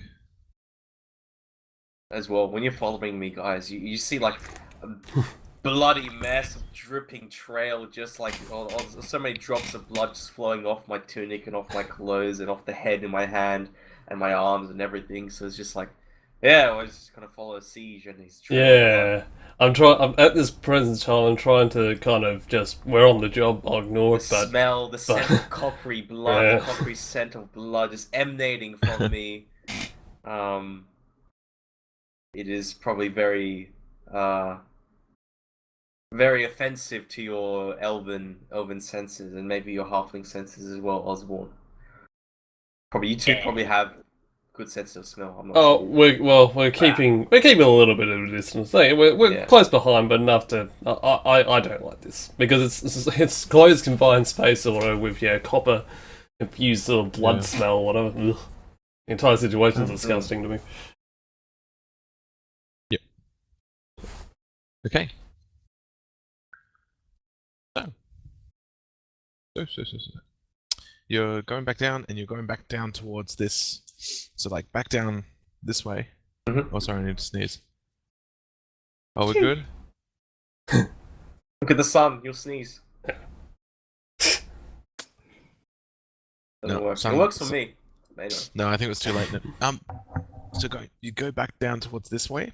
This is down towards where you came in from, Yep. and this leads towards a secret sliding bit of concrete, where you'd come in from that opening room. Yep. And you do hear noise coming down from that way. And Where is Morthos? They should be You turn around the here. We corner. had him beforehand. you turn the corner. Actually, well, sorry. While you're walking through that crevasse room, go ahead and make a perception check as you're coming back. Okay. Guys, Right. go ahead and make perceptions. Bonus? Right. Here. Actually, does anyone have just a passive above 15? Oh, Yes. I'm 14. My passive is 17. Okay. So what you noticed? My eyes Here? scanning. Shrouded in the darkness, there is actually... So this area was all incredibly dark around here because the overhang was like an overhanging here. Yep. There is a passage that leads down this way, and it's a cavernous in nature. Wait, over there. You see that? I do. Darkness there. Using my dark vision, I'm like, oh, looks to be a cabin or something. Maybe a path out. Let's keep that in mind. Okay. When we actually wait, I'm gonna go check it out. I'm actually gonna go run over there and check it out very quickly. I'm gonna actually run now, Okay. and check it out as best I can to see, generally where it leads and if do I feel like a waft of air coming from there? Yeah, you know what? I'll say yeah. Okay. So That's you the next smell one. down there, the air smells a bit fresher down Yeah. that way. Like a cool breeze or something like that, or slight breeze. No breeze, but if it is, it's barely noticeable. You do detect maybe a slight draft. Yeah. It's actually there is air. This is where air would flow. Um, A way out. and it goes for quite a stretch. It's not lit. But you can see probably like 60 feet down there. Goes for a while. All right. Cool. It's a way out. Let's go see where Morthos is. Fair enough. So darting around and keep going. Okay, Start so you going go back towards towards the way you'd come in, Yep. and you see that the secret door that you come through is actually half open. Hmm. And inside that room, you see a host of savage-looking men, all wearing red, piling around. Peek in the corner, you see one bandit attending to another bandit's wound on his leg.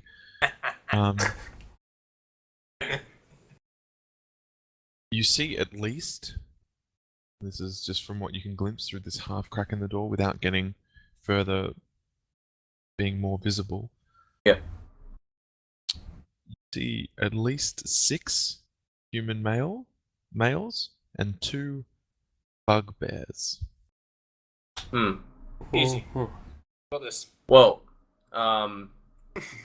I grimace in sudden fear as I no doubt what has happened is Morthos has been killed, and these creatures and these men are So looting. you can hear and you can see them all crowded at the top of around the stairway, all arguing and pushing, and they're just like a bugbear is now coming up to try and push its way. And there's now another bugbear behind it, kind of supporting him, and they're all trying to heave up at something. They're all kind of working to something.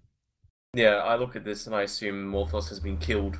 I don't see his body anywhere, but there's just too many of them, and the others can see this as well. yeah. I just motion for him to go back. And I start carefully walking back. I didn't see Morthos, but it's too many of them. We have to go the other way. If there is another way, we'll check out that tunnel. Try the tunnel, and then if not, we'll circle back around. Good plan. Let's go. There's too many of them. Where is the Lord? Oh, he's still waiting. He's meant to be organizing the townsfolk. Hope they come soon. This way. But on that note, what had been organized? Sorry, I don't remember where we got to on that. Lord Sildar is organizing some sort of militia to help drive away the bandits. We were meant to go first, and then he was meant to come up with reinforcements. Okay. That's at least what he said. That makes sense. Yeah. And was that kind of an immediate thing, like he was just going to be, or was that kind of a more? That was more a he'll come on reinforcements when he can. That sort of deal. Right. I don't know. Okay. Yeah, so it could be whenever. Something we're not really relying on, but it's more of a sort of a hope more than anything else. All right. Now Morthos. Meanwhile, back at the range. Go ahead and just make a straight strength check.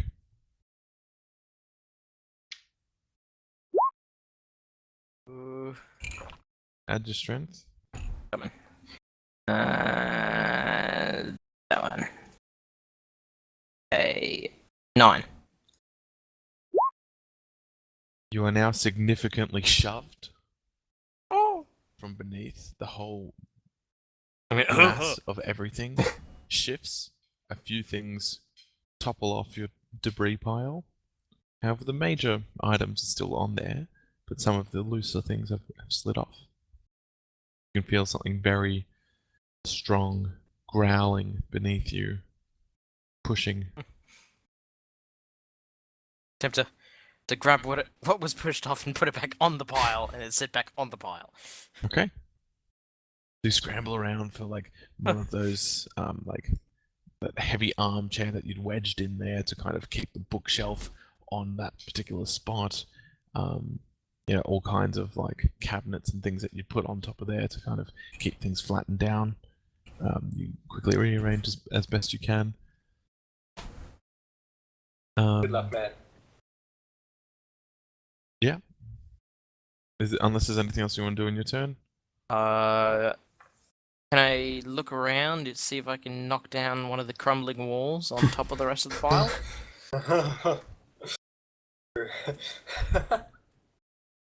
Situationally, where you are, I would say that's probably not quite. Although there probably are some loose, like, stone bricks. Right, good enough. Not Let's probably use that. in your kitchen, but probably if you go out into the hallway, you might spot a few. If you want to try to do that. Yeah, I'll do that. Go have a look. Okay, so More you go stones. around quickly around the house to grab some more slabs of things and pile it on. Yep. Yes. Um, Clonk, clonk, clonk, clonk, clonk. To Avalak, Tiber, and Osborne. You're continuing down this tunnel. Mm-hmm. Yep. And are you're now getting into. It's now become dark, quite dark. Anyone with dark vision is seeing this as dim. Yeah, Anyone else? This is pitch black to you. Yeah, I stoop over to take out a torch and light it with some difficulty. Wet Okay. hands and shit, you know. And I just say to the other two, just keep close on, Tiber, try, light that, and we'll get a better view. As I sort of like see me sort of spying around, trying to make sure we're going on the right path. And you do feel occasionally like things brush over the top of your head, and you notice that they are like little tree roots and things, and you can kind of feel the incline of this go slightly up, and you can start to hear things in the wind. You feel And that? You do start to feel a little bit of a breeze and a draft now. And the flickering of the torch as the wind hits the fire. Yeah. Ah, yes. More ghoul. No. And the air smells fresher. Yeah. And you come out, and you are.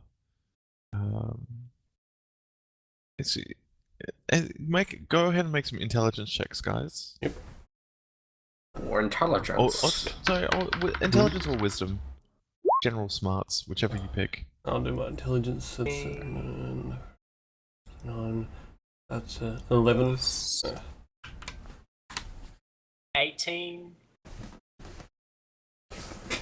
17. Oh.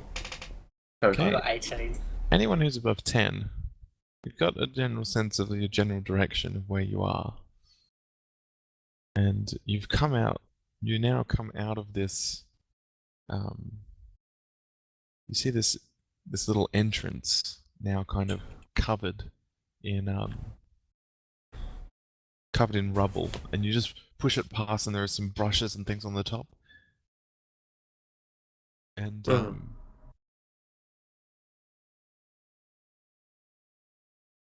you come out in a little clearing in the woods and the shrubbery surrounding the manor. Oh, random. Okay. In a small clearing where there are trees quite tightly put around, and all around you, you're kind of in this bush thicket thing that had been obviously put here to mask this secret entrance into the area.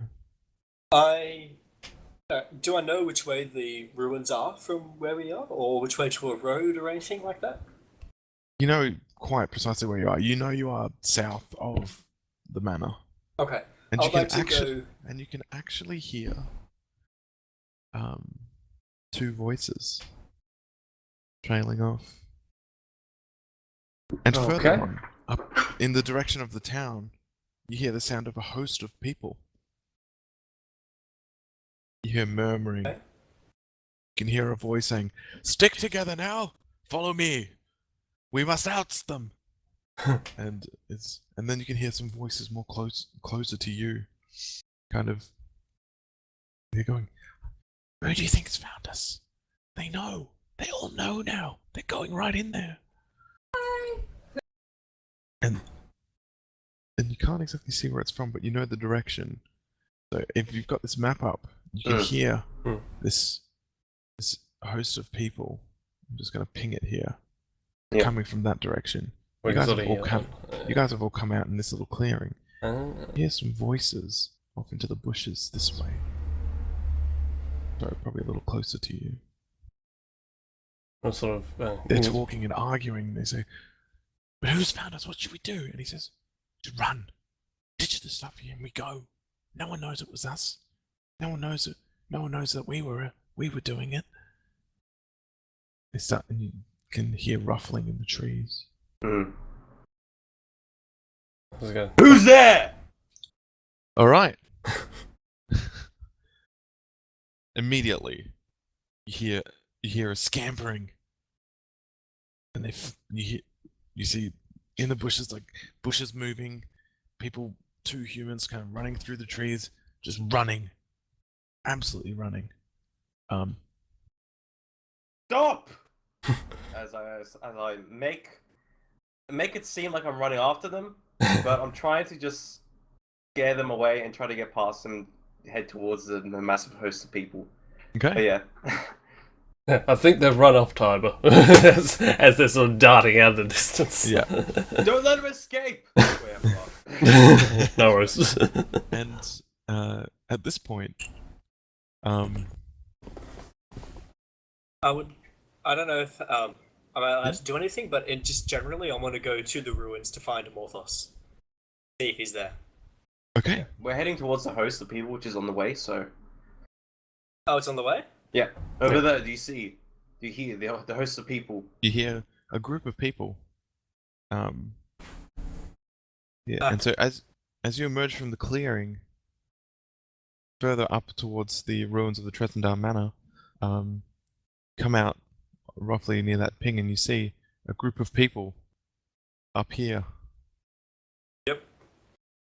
Cool. And difficult to make out how many are there right now, but you would wager there'd be at least 15, 20. Cool. Mostly young men, a few old men with things like hammers and like big knives, or a few of them have swords. There's a couple bows around, like hunting bows, and Pitchforks. a few pitchforks are amongst them all. And in front of them, you see Sildar and Darren marching up the road. I try to quick up the pace. Quickly, there he is, Lord Sildar. We'll report to him. I try to make my way up to the through the crowd of people. Try to get up to the crowd of people, get past them, just try and move through them, not really caring. And trying to, when I get close enough within earshot, I'll start screaming out, "My Lord Sildar!" Okay. That's my intention. The people stop and they look at you, and they some of them recognize covered you, in blood. I've got a head of a thick person in my hand, and they all immediately part. Still wearing the uniform. Yeah, I'm still half wearing the rags, the blood, the blood. They immediately part, and Sildar turns around. He's holding a torch and a sword, and I'm also with my torch as well. Siege, Tiber, is that you? It is, my and lord. He looks at you. He says, Havelok, Osborne. Hmm. Well, It was a success. Here, I present the head of the brands. And the leader, Glassstaff. And I throw it at his feet as I walk up. and he looks at it for a second, and you see him go dead white. He says, "Oh no! Oh no!" My lord. He comes forward to you and he says, "It is now that I realize that you have truly done a great thing. Thank you." And he turns around and looks at the others and he says, and now Sildar picks up the head and says, "This is the one who has tormented you." And holds it up. And the people are a bit gruesome and they're relieved. There's not a cheer, they're not happy. They're not ecstatic. They're very happy. But they're like, yes, and some of them think But my lord, there are more of them inside. We managed to get past. There was a host of them awaiting by the ruins. We must flush them out and burn them. Otherwise they will continue to harass these lands. He turns around to the villagers, now having sheathed his sword. He's got his torch in one hand and the head in another, and says that now we have cut off the head of the snake. Yes. We should drive the rest off. Come now. And you'll start now running. Yep. And, if possible, I know I'm at severe disadvantage because I am covered in blood and shit. But I want to try and G up the men. I want to try G them up. You know, like, come with me, my brothers. Like get into that whole mob mentality. Yeah. You know. Yeah. All right. Rally. I want to rally them, try and G them up. So that's charisma. Like what would that be? We're gonna roll persuasion. Well, it depends. It's just, what do you say? Moments. Follow us. We will. Wait, let me see. Follow us. We will rid these lands of those who stole from you, those who wronged you, from those who will kill you and take your women and your wives and your daughters and your sons and would butcher you and take your livelihoods. Come now and you just find your freedom. You're seeing them all angered up, super angered up. Go ahead and just roll persuasion with advantage. Yeah. I'm just looking at them like 12. Yeah. They're G'd 17. Up. They're now 17 like, total.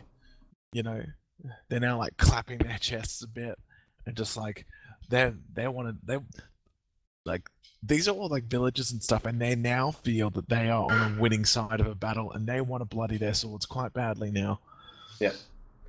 Watkins' favor smile upon us as I also cast bless on myself, Avallak, and Osborne.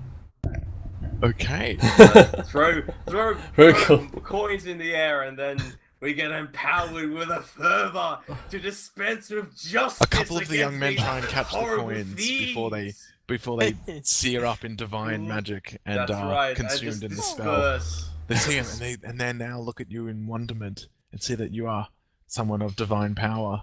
A holy man. Just how quickly aside was at the time what I was like, next time when you do that, just tell me. Oh. I don't hear it. I'm just so G'd up. I'm just so demoralized. Osborne and Avallak, add +2 to your combat rolls for the next minute. No worries. Any roll actually. Any roll? Oh, +2. Awesome. Cool. And +7 to hit. and while you're all running up, you guys are all kind of running up in the front with Sildar and Darren. Yeah. You see Sildar turn and talk to you and says, "After this, we must speak." Of course, my lord. And you guys are just running up. You get into the manor. Max, go ahead and roll another strength check. I'm That's 20. That's a 11. Not bad. Once again, a resounding shove comes off, and now half of the items all come off and slide off behind the kitchen counter. and you can I hear a again roar. replace all the items. A roar as it's now kind of half up, and you can see like a giant, like clawed hand is now out under the trapdoor, and it's like tensing and pushing, and you can see the trapdoor is now kind of opening. It's at half, and the creature still seems to be struggling with it. Fail. I draw my sword and I stab down the creature's arm as Yes. hard as I can. Okay. Go ahead and roll attack with advantage. Just because it's stationary there and it's under like. Oh, That's 19 plus attack with advantage. Attack bonus. So 13, 23. Definitely hits. Go ahead and roll damage of your attack. Okay. Where's my sword? 1d8 for longsword, +2 for proficiency. Yep. 1d8. If you're using it two-handed, it's a little Oh, different. I got 3 Okay. damage. Okay. Cool. So 3 damage, and the hand instantly draws back, and the trapdoor slaps back down, and closes for a second. You hear a blood-curdling roar from beneath, and again you see it start to tilt back up, and obviously no hand this time, but yeah, and you can hear now all these voices leaking and coming through the trapdoor. All these bandits that are now seeing some progress is happening, and there's a struggle at the top, and you can hear all this yelling, "Come down here, we'll fuck you up!" You know, all this kind of vicious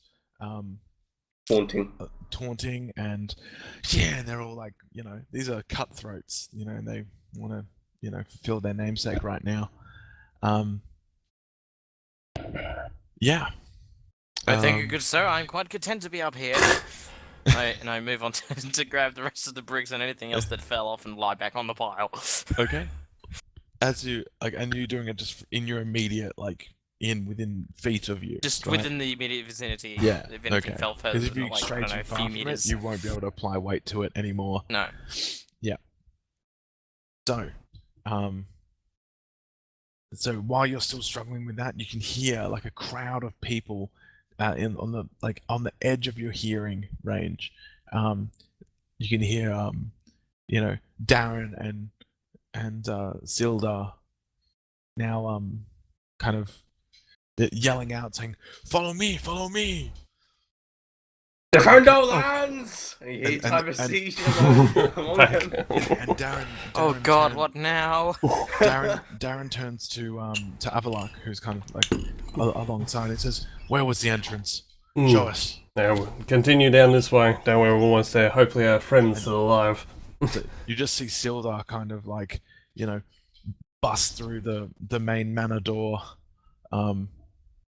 just kind of leaving it wide open for all the townsfolk to come through. Dildar! Took you long enough. And you can see Morthos, you're alive! Yes! Now, there are some very angry things down there. Hmm. We Okay. will drive them back! One of them is very hairy. Oh Has a no, hurt more. hand. I look at you strangely for a second. Yeah, okay. Sildar turns to all of you now. He says, "We have 4 seconds to decide. Do we lure them out here, or charge in and drive them down?" Yeah, We lower them, my lord.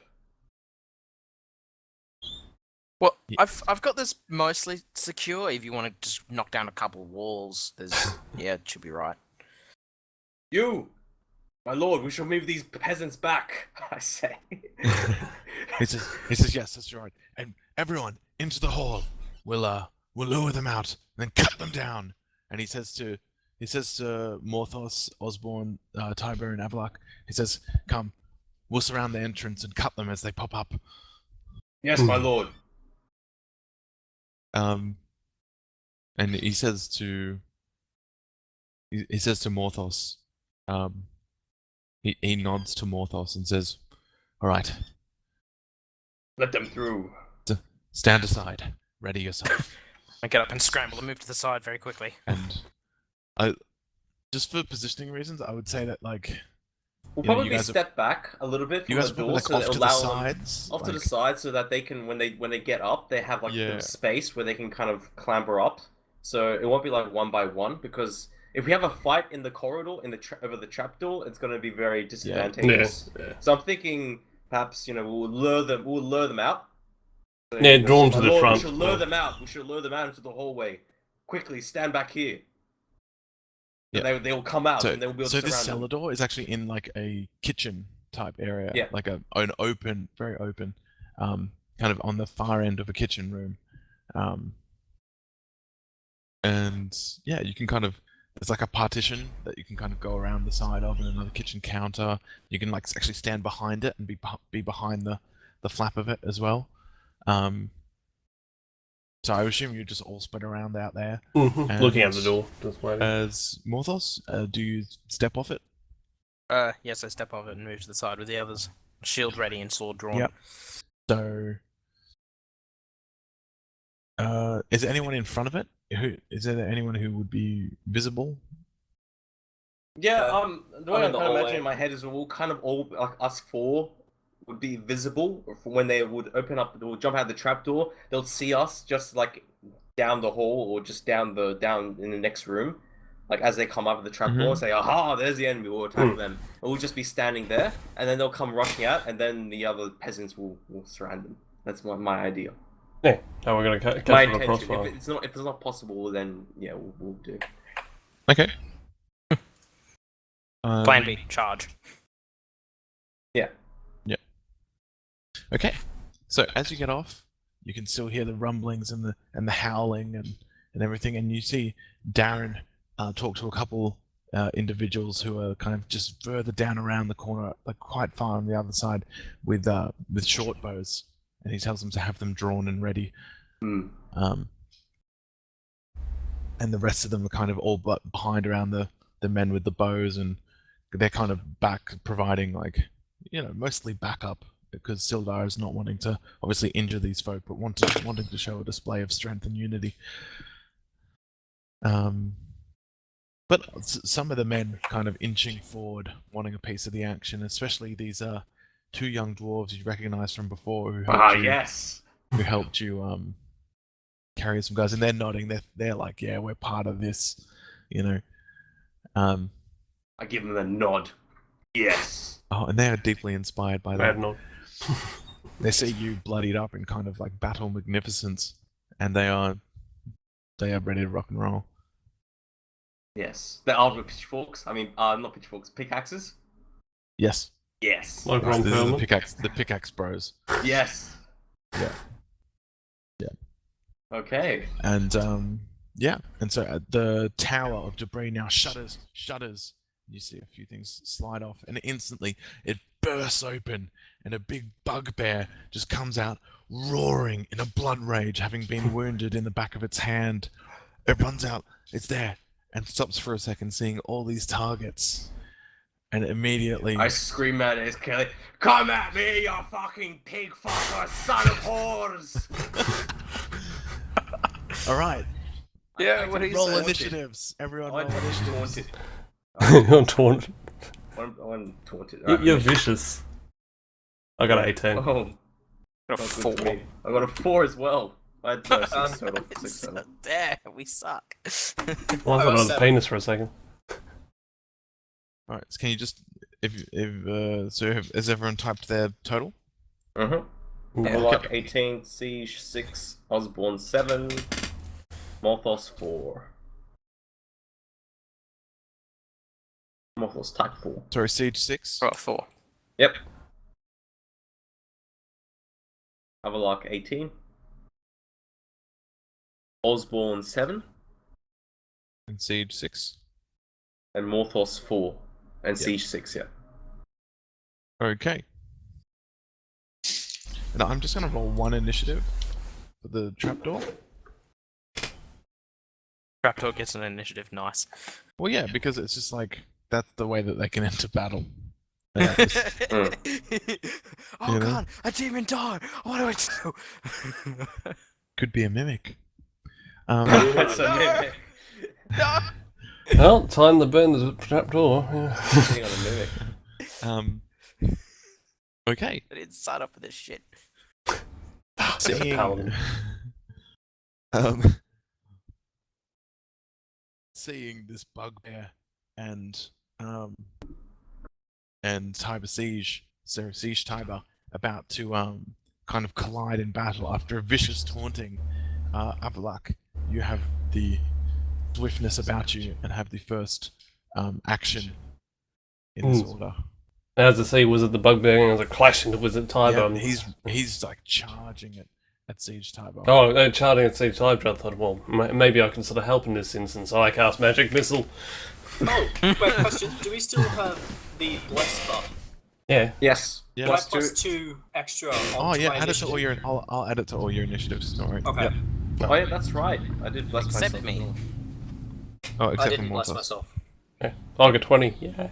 I could only Good bless last. 3 people anyway, so. Yeah, and he Oh, was we're all there golden anyway. shimmery. Okay, Okay. So, let me just... and that does make an impact actually. Thank you Really? for reminding that. So how does bless actually work? Just so I can.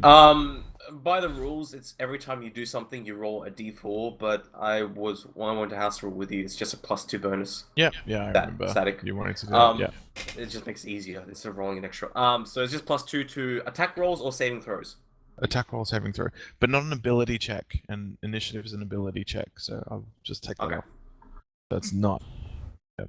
Anything that's a dexterity ability check, initiative is one of them. Yeah, that's okay. Cool. All good. All right. So Oh. have a luck. It's your Okay. magic missile. Yep. What level are you casting at? Level What do you 2. have? Level Yes, 2. Do you level still have slots? Yes, well, this is my last level 2 slot, so I'm Cool. out after this Alrighty. point. So. Alright, so first one misses, the third one... No. Oh no, you all do damage, sorry. Magic missile Yeah, always always hits. That's right, and the total... So that's Ooh. 4d4 plus 1. It's actually. You need to do +1 to all of your d4s, if that makes sense. No, it's okay. Okay, so it's just +4. So it's on each d4, each d4 gets a +1. Plus 1. Oh, that's just plus 1 on each. Okay, so it's a 2... The 12. Yeah. Literally, 12 all up, so it's like was it 2, a 5, 4, and another 4.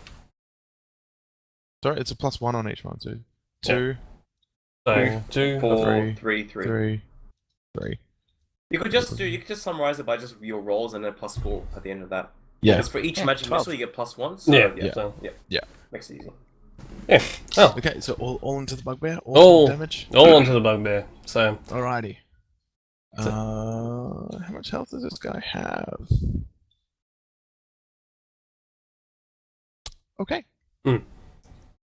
Great. So you conjure your magic missiles, like 111. arcane slivers. And just basically just, so sort of throw in a sort of sweeping fashion that sort of, as the missiles go towards the bugbear, they sort of go around with the tiber, but just all sort of missile sort of go around him, and then swoosh I'm past just them. standing there. Yep. just beyond. They all hit the bugbear in different locations. Like, some in the arms, some in the legs.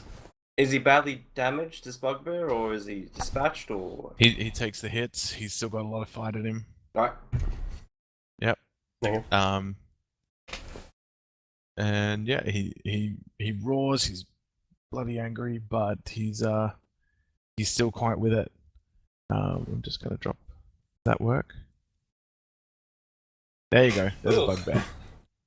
Thing looks ugly. Yeah. So, Avalok does that. The bugbear roars, absolutely totally angry. Is now for seeing this source of pain come from Siege Tiber's direction, continues with his charge, lifts up his morning star, and takes a hit. He rolls for a hit. So he's going to roll. I'll roll the attack in here. Rolls a plus 14 to hit. 14 to hit me. That makes me. However, is it? No, I think because Bless doesn't do saving throws. That doesn't do AC. Okay. Yep, it does hit.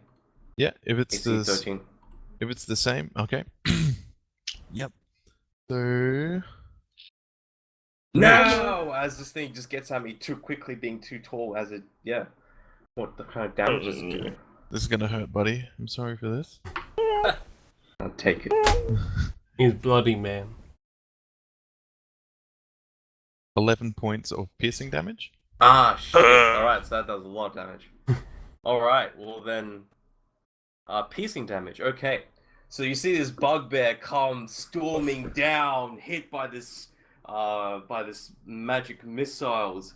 But in a split second, I am taken aback, unable to move out of the way fast enough as this thing has a way longer reach than I was expecting and manages to cleave my side and rip into it, causing me to be flung to the side of the room as this thing rampages down, hitting me, causing massive amounts of damage as it breaks a bone in my ribs, and causing me to be flung and sprawled against the wall. I hit the wall, a slight concussion as I see stars for a second, as I swear, it curses. Ah! That's my action. Okay. Vicious. That's red crawling down my side, Yeah. Next up, horribly beaten. we have Osborne. Oh, sweet. Well, after seeing what he has done, where is he relative to me? Like, would I be seeing the front of him or the back of him, side? Probably side. Side? Alright. Up. You kind of be in the adjoining room. So there's like a room that it opens up into. It's not even like there's no doorway. It's just like a big archway into the next room. It's very open, like almost like a villa type estate. Okay. So there's enough room for me to go and attack him, I'm assuming? Definitely. I'm gonna do that. I'm gonna go up, and I'm gonna do, as my attack, just as an attack and a bonus attack. So just 2 attacks. Okay. Go ahead and roll. Attack and attack. First one is 16, 21, 23 to hit. That hits. Okay. And is for 5 damage for the first one. Okay. Second one, that's 21 to hit. Yeah, that hits. And it does 6 damage. 5 Wow. and 6 damage. As I run up to him and I kick him in his leg to make him like stumble a little bit, and then punch him in the gap of his armor where his kidneys are. Or if there's no gap there, I'm just gonna punch it anyway. Yep. So yeah, you go up, you kind of deliver this side kick to him, kind of drops him down a little, and you've got like a really good angle on like this nice exposed bit that it's like, you can just kind of hinge you can crack his vertebrae up into and kind of rupture something internal on him, and you know that. You've practiced that. And you just drive it through, bloody him up, and you hear a loud crack come from inside him, and he coughs, and a bit of blood comes out, and he's bloodied, and he's now got one paw, like paw hand thing, down on the ground. He's got one knee on the ground. He's got one foot on the ground, kind of in like a half up, and he's got his morning star, and he's now like flailing around, bloodied up. He looks like he is about to die. He is very close to death. Next up, we have Siege. Alright, after being beaten by the side of this thing, I see Osborne beating the crap out of his knees and just going ham on him, as I'm just filled with just I'm not thinking straight, seeing stars, but I just see this horrible creature, this filth that dares attacks me, that dares to take away my life from me, and I just have enough. Against my better judgment, I charge and I attack it. Say, to the night, hell's with you! I attack. Very good. Come on, something decent. Oh shit, 18. Yeah, definitely hits. My voice. I got +2 to that because of the bless. Yeah. Yay. So that's 2 and 1d8. Where's my d8? 1d8 damage. That's 3 damage. You've vanquished him. He's gone. Oh, excellent. All right, so he comes down. Oh. He attacks me. I get slammed to the side. Osborne comes in, kicks out his knees, and punches him. And he gets some concussion. He drops to his knees. He drops to a knee as he turns and sees me coming. And I just run out of him, just at lightning speed. The copper flail spinning. Small drops of blood from my previous kills of the copper flail spinning off as it comes in like lightning and hits him across the face, smashing into his head. His eyeball in his left socket bursts out as his whole head is concaved in and crushed, blood flowing from his mouth as this thing is just completely and utterly decimated and crushed underneath the weight of this copper flail, blessed by Joaquin, as I bring the goddess of judgment down upon this foul beast, and it falls to the side on the floor in a slump of bloody mess, as I sing, "More!" And as he dies, he does this terrible throaty roar, like a on his life. He roars with everything, and he roars himself to death upon your strike, and you just hear it instantly cut to silence as you strike him. And immediately right behind him, another bugbear clambers out of the trapdoor, and not being ready. Our previous adventures not being ready for Morthos is the only one still with his, still quick enough to react. Mm. And any more coming up the tube? One bugbear. Another bugbear. And as it does, 3 arrows immediately fly towards it. Towards bugbear? Towards us from the... Yep. Okay. No, towards the bugbear. Cool. And I'm just going to do Oh, that's a few. one more roll. You can see 13 plus 5. And then you hear this resounding clunk, boom, and you see a massive crossbow bolt sticking out of this bugbear now. And you look back and you see Sildar is brandishing a big, heavy crossbow. Oh, yes. And it does... I think heavy crossbows do 1d8 damage, or maybe 1d10. That's 1d10. right. Oh, that's fucking... Ouch. Let's see that. I'm gonna get myself a heavy crossbow. Go around, sit in the back. I'll never upgrade my weapons. Okay. You are the weapons. You are the weapon. I am, though.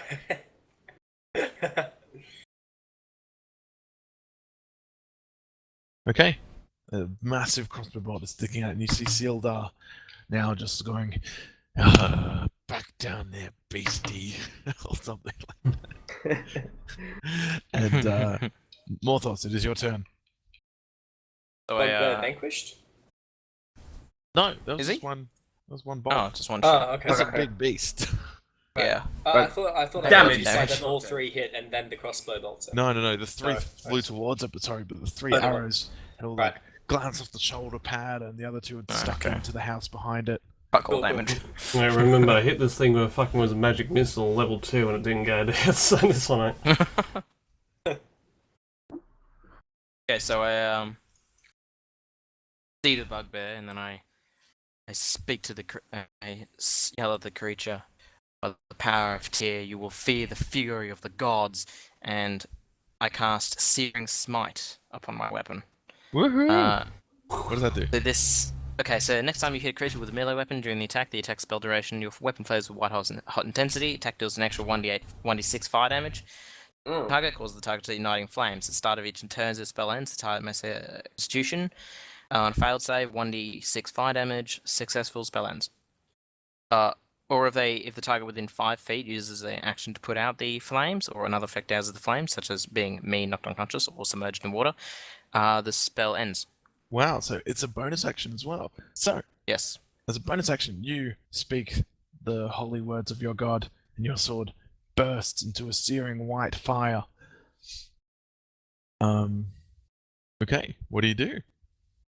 And then I attempt to strike at the bugbear with my sword. Okay, so go up and roll your attack. My attack. 14 plus 18. That hits. Go ahead and roll your damage. Rolling 1d8.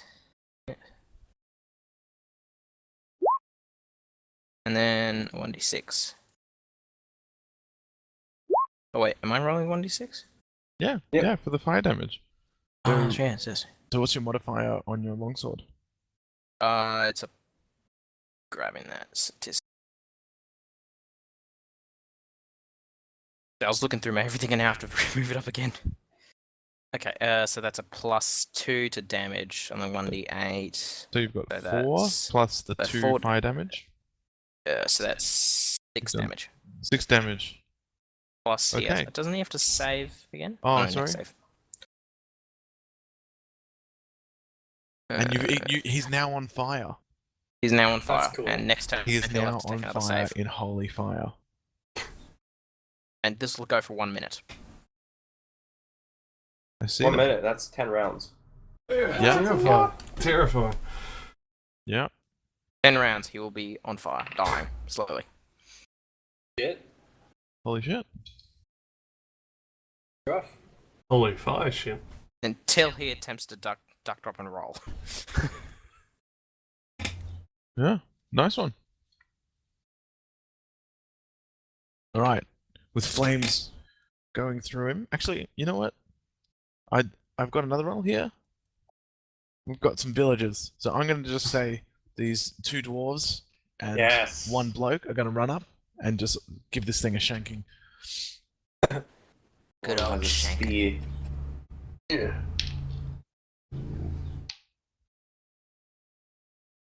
All right. So of the 2 dwarves, one of them connects. I'm going to give him a 1d4. I think it's a 1d6 with pickaxe, but it doesn't matter. Do whatever you want. Oh, he's a commoner. He's not like Oh, yeah, true. me.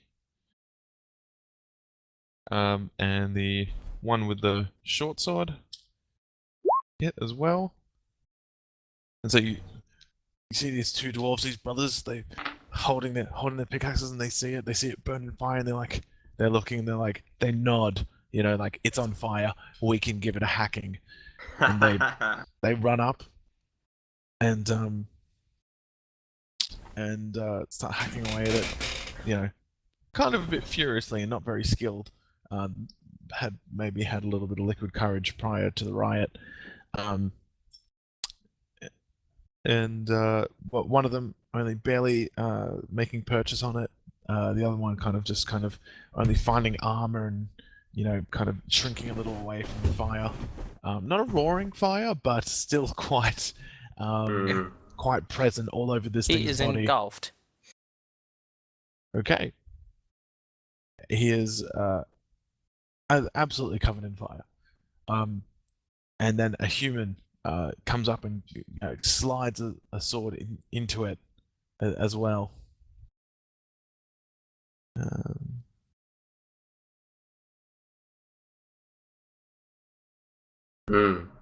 Very cool. Okay. Now, top of the round again, we have Avalak. Ooh, right, so still only 1 bugbear, nothing else coming out of Nothing else has come out yet. in the hole. I don't know what we can do. Well, for the next person to try and kill this goddamn bugbear or whatever, I'm gonna cast my cantrip True Strike on it. I'm gonna extend my finger and point towards the target. Okay. I get inside of the attacks or whatever, so whenever someone attacks it next, yeah, they get like advantage on it. Yeah. Cool. Does that always apply? Like, there's no save they need to do or anything? No, it always applies. Once I've done it, then that's it. Cool. It lasts for one attack. One round. Yeah. Okay. So. Okay. Next up, we have the bugbear. Okay, the bugbear is going to look towards the human that had just stabbed him, and is going to lift up its morning star and try and bring it down on him. Was it 14? Peasants have like 1 hit point, man. I don't know. He's gone. Fucking dead. And yeah. Lifts up his morning star, brings it right down on him, and destroys the poor guy. Bob the farmer. My boy, hardly knew thee. Just for posterity, will 6 landed on halfway. No, you needed him, Tiber, didn't you? For your empire. He was one of them. He was one of the workers. Yeah, The plants were in the mines. he's. Yep. Mhm. The morning star hits, and the size of the thing connects with both his chest and the bottom part of his neck at the same time due to the size of the weapon. You hear both a sequence of cracks and snaps as you see this little now lifeless body just get tossed to the side and thrown out into the corner. You see this flaming thing kind of give like a sudden death, like I'm going down but you're all coming with me type roar, like, you know, I'm gonna make sure you pay for this. And, you know, seeing its fallen comrade and its kin, you know, slain in front of it, it is now furious. And at this point, there are now 2 bandits clambering out of the trapdoor, seeing all of this, and are now very, very frightened. Oh, indeed. So one had actually got out, and one is halfway down, and is looking and is kind of weighing up the odds and seeing all these people around, a bugbear on fire right in front of him, and is now turning and looking and is saying something down there. He says, "They've risen up. They're all here. They're killing them." And you can hear like a murmur, and a bunch of them down there are now, you know, well, you don't hear or see, but you can hear more movement and more voices and more, you know, activity happen down there.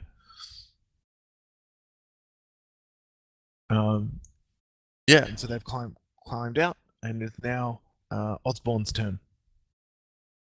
Bugbear still alive? The bugbear is still alive and on fire. If I punch it when it's on fire, will it hurt me? No.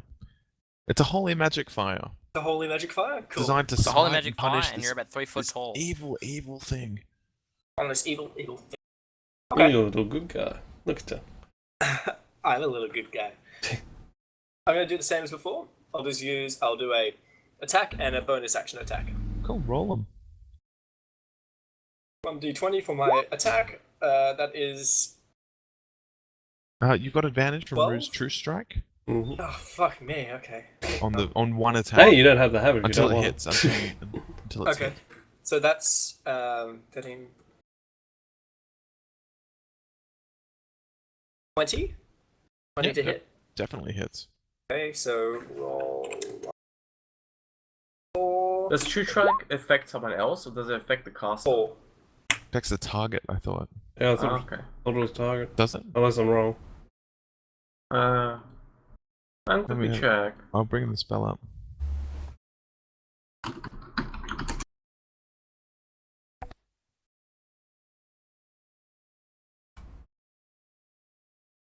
Yeah, sorry, it only affects the caster. Shit.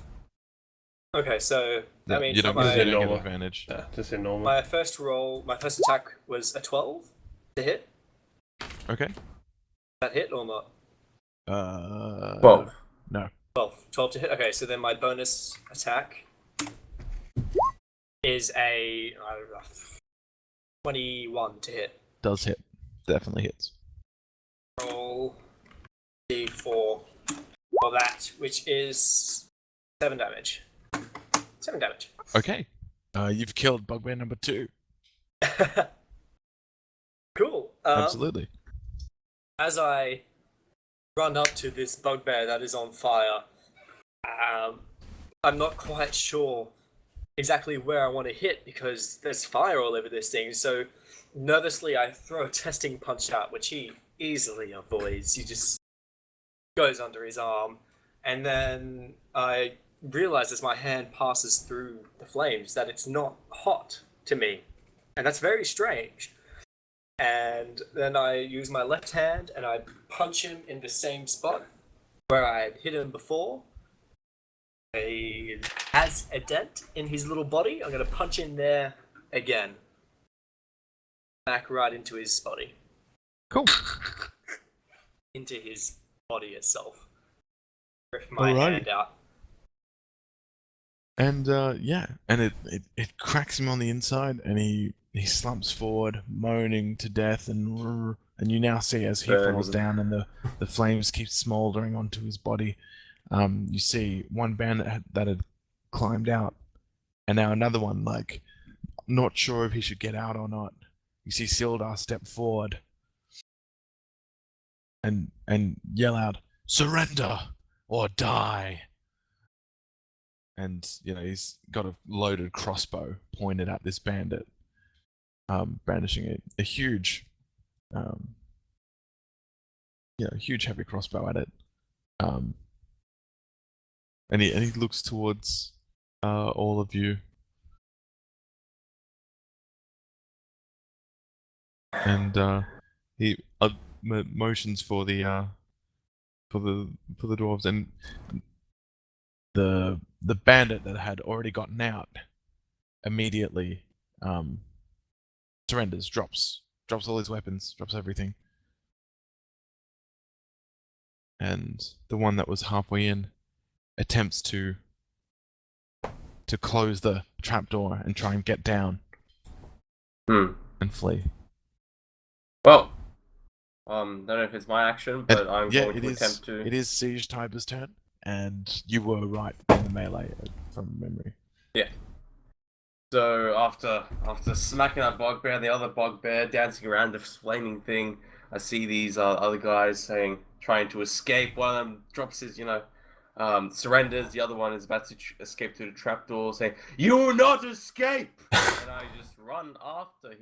Yeah. Well, you can you open the trapdoor, and you see that he's still kind of fiddling with the ladder, so he's probably in grabbing range for you. Yeah. You can open the trapdoor and... I don't know. I'm gonna... If there's a brick nearby, I'm gonna throw a brick down at him. I see there's like a small brick. Yep, okay. I want to do that. So as he's climbing down... Improvised weapon, 1d4. 1d4. I'll say... not proficient. Yeah. But you can add your strength. I can assure you there are plenty of bricks. My strength to... I don't have any plus strength. I got 15 though. That hits a bandit. Yes! Yeah. So I get a brick. I throw it down at him as he's climbing down. How much damage does he do? 1d4? 1d4. 1d4, let's go. And he'll stumble and trip as he's kind of in motion on does climbing. 2 damage as it rebounds off his shoulder and hits him. And so, "You will not escape! After them!" And I just motion for the other peasants to go into the hole and round him out. Yeah. Into the hole! That's my action. Cool. Watch out for bear traps. Next up is Morthos. Yes. I go over to the hole and I attempt to climb down into the hole after them. And as just you jump kind of down on top of him. Yeah, you stump. You Yeah, just claw jump- your way just through. jump You on the jump village, down. just land You kind of between. hop over the stairs, boom, and you see. You now see that there are a bunch of bandits that didn't make up their mind in time quick enough and are immediately dropping their weapons, surrendering. You can now see 5 bandits in this room, and a few footsteps and things trailing off down there, down towards. So you imagine there's probably 2 to 3 sets of footsteps running down into that chamber down near towards where the Nothic was. Halt, mortals! and you can hear now that yeah, actually it's Morthos, is it? Yeah, you can just hear Yes. them going down further that way. But yeah, and you hear the bandits just saying, we surrender, please don't kill us. Get on the ground! Yeah, and they comply, and all the dwarves, a bunch of commoners, they all kind of come in and start to they pull all the commoners, pull them all down to the ground and like shove them in. There's a couple like sneaky hits, like calling the bandits pieces of shit, all that kind of just Justice has won this day. you see now Sildar and Darren now just kind of make their way down towards beside you and look around. I do try and stay up there. I don't want to go back in the hole. I'm Okay. very fucking wounded. Yeah, Yeah, I'm proceeding towards Tiber. Yeah. So Sildar says to Darren, he says quickly, and he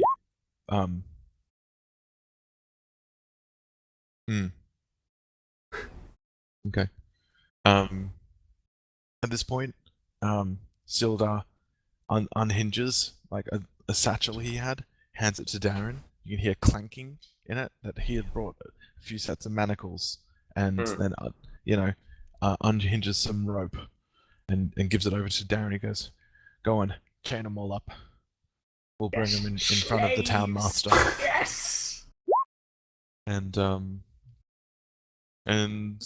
yeah, and Darren nods and says yes. And Darren comes back down and says to Morthos, "Give me a hand chaining these criminals up, would you?" And he tosses you 2 sets of manacles. On the top side, Sildar's looking at the slain man. This is a damn shame. It's unfortunate that we had to pay this price. It was a price to pay, my lord. I say, going up to him, horribly wounded. Still bloody from Price to previous. play, my lord, but considering what we have won here, we have annihilated a great threat to the security of this entire province. Necromancers, other beasts, such as these bugbears. I would say that we have come out of this quite unscathed, considering what we're up against. Still, there's a price to pay. And I sort of motion at the Tiber, just hold my hand on it. And Like, he's Tiber. He says, "No, we can talk more on this later. You need attention, my friend." And he immediately motions to a couple of the guys and says, "Quick, find him a healer. Colleen or... Oh, fuck, I've forgotten her name. Colleen? Galena, or whatever her name is. Elven chick. Oh, I got it. Let me find it. It's like that. Sister Gorel. That's the one. Gorel. Sister Girl, that's Yep. it. Quick, find someone. Have them tend here. You know what? Leave him here. He should rest. Have them come up to the manor. Take my horse if you must. My thanks, my lord. I just need to lie down for a little bit. Keep an eye out, my lord. Further down into the depths of this place, there is a strange creature and beast. A man-eating flesh creature. It was perhaps a danger to those who would stray too close to it. He says, "Noted." And he immediately opens up the trapdoor and he says, "For now, just stay in that chamber. Don't proceed. We'll clear it out in a moment." And yeah. Darren nods up, he's still chaining up bandits and kind of getting them all in line. All the Getting commoners good are kind of secured, helping out. And, Yeah.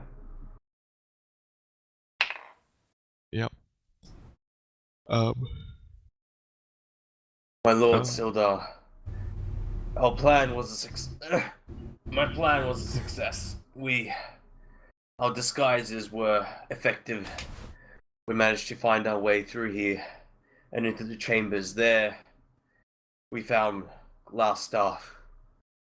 Avaloc, Hmm. you have the staff. And I sort You. of, sort of show Yeah. it out or whatever. Yeah.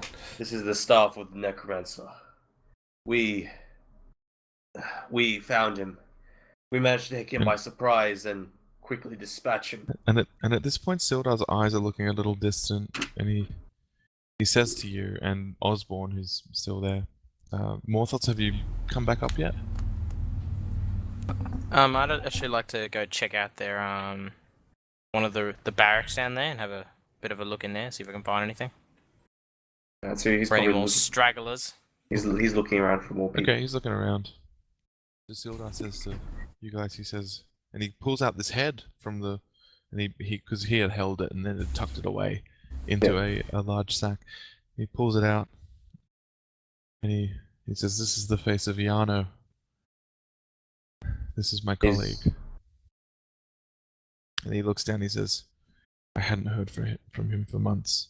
I thought him captured. My I hadn't lord. realized we had sent him down here to set up and protect this place." He stuffs it back in the sack and kind of tosses the sack out to the side, and he says, he puts his hand on his head, and he's like, "He was supposed to set up a constabulary. He's supposed to protect these people. But what does he do? Hires cutthroats and bandits, exploits the town." Apologies, my lord, for being the bearer of such, no doubt, grim news. That is most He shakes his head and says, I'm "It's deeply wounded and sorry for this grim This is- discovery. he This got what he betrayal. deserved." Indeed. At his end. But we still have one more person to account for. He was taking orders from one known as the Black Spider. Yes, my lord. He is the one pulling the strings. He has his eye on this town, and I'll have none of it. He must be brought to justice, and I pray that you will all be a part of that. Gladly, my lord. Just a short while to heal, and I will be at your service. Of course, I am here to serve, He nods and he says, as is my order. he says, Church he Joaquin. nods and says, "Well, of course. You have done a great service to us all of you. That I will personally commission Sister Grell to give you the finest healing she can provide with her divine magics. Thanks. All will be righted with you shortly." My thanks, my lord. Okay, and Max, while you're down there, where are you walking? Where do you go? So you walk Actually, you know where down the into barrels the were? Go sorry? to the barracks where the step over the bear trap. So those barracks were just kind of more bed chamber, like there were just a few bunk beds in there. A few dudes like just chilling out, laying low. But you have a quick look around. You see a few little like lock boxes and things around. Sorry. You see, you get loose change and things. So 16 silver pieces, 7 gold pieces.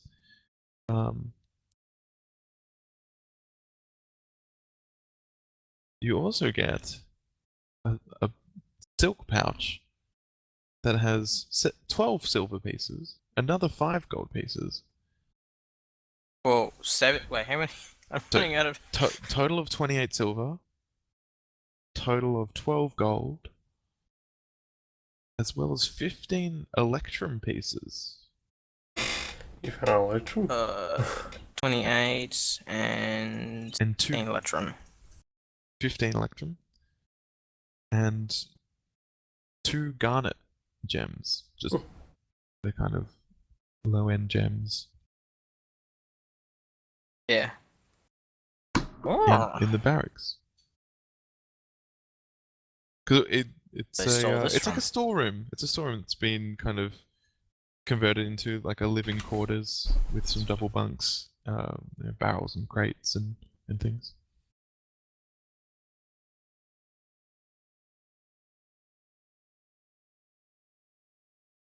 My lord.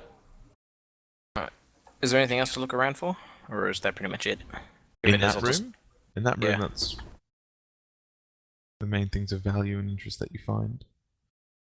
I'll just head back up to the rest.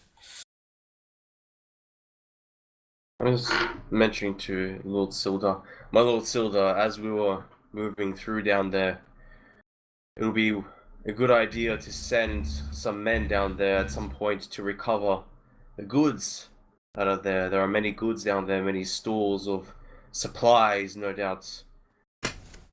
The things which were ransacked by these red brands by the towns. He's Many still, properties down there. yes, and at this point he's looking out the manor window, quite ponderingly, saying, "Yes, yes, of course, of course." Yes. He turns now and says to a few more of the commoners that are idly standing around. He says, "Thank you for your service, everyone. Thank you. If you have the strength to press on, we will shortly clear out the network below." Perhaps I may ask a few of the locals to give me a hand with the one that's fallen. His family must be told of his passing and his bravery. He says, "Yes, yes."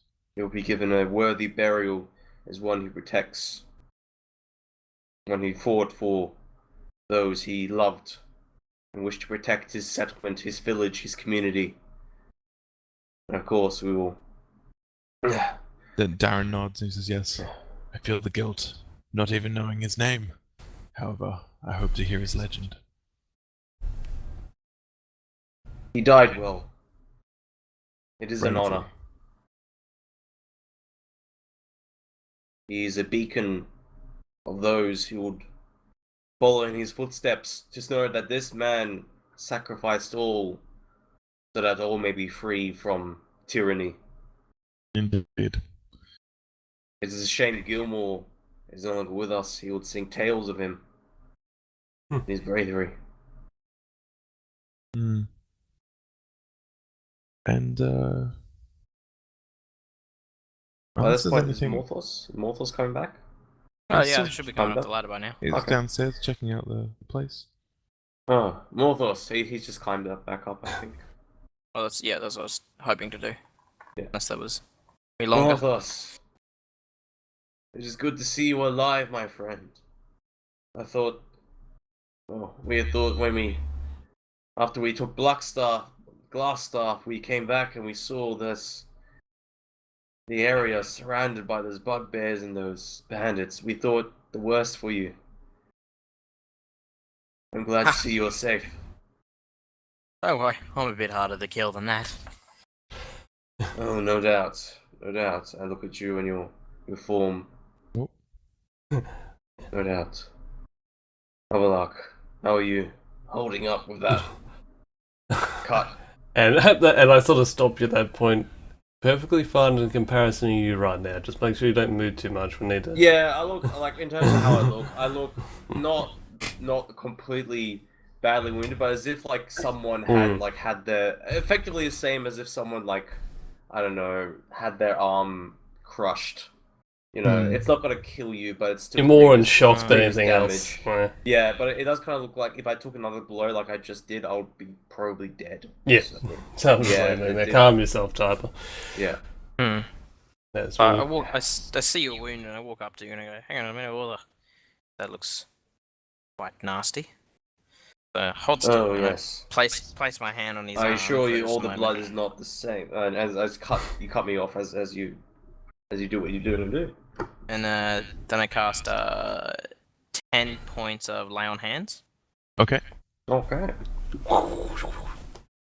That's So, My breath is taken away as the golden light shimmers through this form of this half-demon thing. And it comes down, and he places his hand on it, and I instantly feel refreshed and cooled as waves and waves of positive energy flow through my body and mend the wounds and the cuts and being the an 11-point re-stitch. wound with a 10-point healing, you've pretty much negated that. Well, I'm just taken aback. I was just like, and like the glow dies down as I'm able to stretch, and I slowly rise to my feet and stretch, and I feel there's almost no pain. There's only a slight ache. Not even that. It's even that's dimming away. I'm like, by the night of 9, this not by the 9. That's the Elder Scrolls. By the Triad. That's Northos. That's incredible. Oh, no need for thanks. No need for thanks. But no, I do need a bath. Like, hold my nose slightly. Yeah, correct there. As a Wizard of Glance. You are a follower of Tyr, yes. Microphone muted. Morthos. Yes. I will be sure to give a worthy sacrifice for Tyr. This is an amazing gift your god has given me. I give you my thanks. Truly, my friend. I'm amazed. Like, the color is brought back to my face. I'm just like, feel refreshed. Yeah. Rejuvenated. You could jog home. It's amazing. Yeah. Still bloody and very dirty. I'm still very dirty, yeah, but I feel like a new man. Yeah. Oh. Okay. Is there anything that you guys kind of want to do and wrap up? Any of the stuff you want to look at that you've got, or? I think that's pretty much it for me. I'm happy to call it. Aside from, I don't know, maybe there's some magic items that you guys want to kind of examine. Yeah. Oh yeah, no, definitely isn't all that. Yeah. I suppose can we venture back to town? Was that what I was saying? You can take a short rest up here if you want. Yeah, or we can go back to the town. I'll probably prefer to go back to town. Yeah, we'll go back to town at this point or whatever. Possible. Yeah. Yep. Oops. There we go. Yeah. Yeah, so you walk back to town. I'm gonna just say for posterity's sake, Osborne's coming with you. Mm-hmm. And yeah, you go into the inn. Where are you headed? So I need what's it like? A sort of quiet place or some? I suppose it's like the inn, one of the rooms. I suppose. Yeah. So if you get back to the inn, you see Trilena, who is Toblin's wife. Right. Trilena Stonehill. She says, "Are you back? Is Toblin safe?" And she says, "He was with us." Sorry. She says he was with the townsfolk. He went out to go out the bandits. Sildar told us. Were you successful? Oh, very much so. Well, we're back. We're alive. And sorry, just had a character. Oh, I've forgotten what it wasn't. The guy who was killed, right? That was just random Farmer Bob, right? It was random Farmer Bob. Okay, that's okay. Just to make sure, because I was at to say, oh shit, he's dead, and I'm like, it's okay. That kid in your stomach. Yeah, I'm like, shit, I don't want to be the person. Oh, that's okay. But no, yes. If it was him, I would have said. You would have said that's him. That's okay. Yeah. All good now. I'm just like, no. Everything I wouldn't have let. So, yeah. Yeah. Now, everything was it presumably well, and now we're returned now for rest and rejuvenation. The bandits are killed, and yes, I'm kind of very still distracted. As in, I've got this magical sort of item, the glass stuff to examine or whatever, but also I'm still a little irked at what that elaboration said earlier. It's been sort of playing through my mind constantly, saying it knew what the Elder Blood was, and I've kind of it's a maelstrom in my mind at the moment. So I say to her, it's like, if at all possible, is there a room that's sort of more quiet within the inn that no one would venture too close to or in? She says, well, our most private room is more secluded. Yeah, we can take you down. The one at the end of the hall. Everything's freshly made. Thank you. No, that will do. And sort of with briskly head towards the more private room. Yep. With staff at hand as well. Yep. Okay. And maybe the scrolls as well. Oh, the scroll. I've got. The scroll. Yeah, I've got everything. Yeah, with no, me. I think you would have had them. I think. Yeah, Did I've they got them give all in them my to you? bags. Yeah, well, where's before you? I think left you saying Osborne had passed you a spell book as well. Yeah, no, I certainly got that. So I so I venture towards the room or whatever, and once I'm sort of inside, I start to set myself up as dispersing the sort of spell books and the particular magical paraphernalia sort of around, because I am going to cast a ritual which is identify on this, on this stuff, on this glass So stuff. he's gonna do a magic ritual. In the end, just as secluded and hope that comes in and like, what the fuck are you Okay. doing? So, alright, so what have we got to do? Yeah, so you pull out like your wax to start, drawing a circle. So I'm just throwing a circle over and making Drawing sure. your circles and Pull that For off the with the pearl to outfit. cast Identify, you need a pearl worth at least 100 GP and an owl feather. Well, the pearl that thingy when you had. cast as a ritual, you don't require the Oh, you don't? Cool. the reagents when you cast rituals, unless That's really cool. Does it say it consumes them? I don't think it says it. It doesn't say. Yeah, it only says needs you have it. Yeah, That's so all. You actually don't need that when you cast it as a ritual. Yeah. Oh, there you go. From my understanding, if it's wrong, we can correct. Well, that's alright. Well, I've got a pearl and stuff anyway, but yeah, that's all good. Well, right. So was it cast? Oh yeah, there was a pearl. But yes. So yeah, was it right? From my Right. understanding, ritual is not necessary. So go ahead and So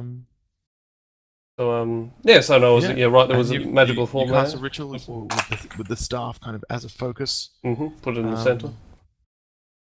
And I was basically pull out my spell book as well, making sure I was using the right with mathematical sort of formula or whatever with some magical sort of intent or whatever, as well as and also touching the staff at all times, so make sure I'm like channeling it properly. And we got the effect. How to use them?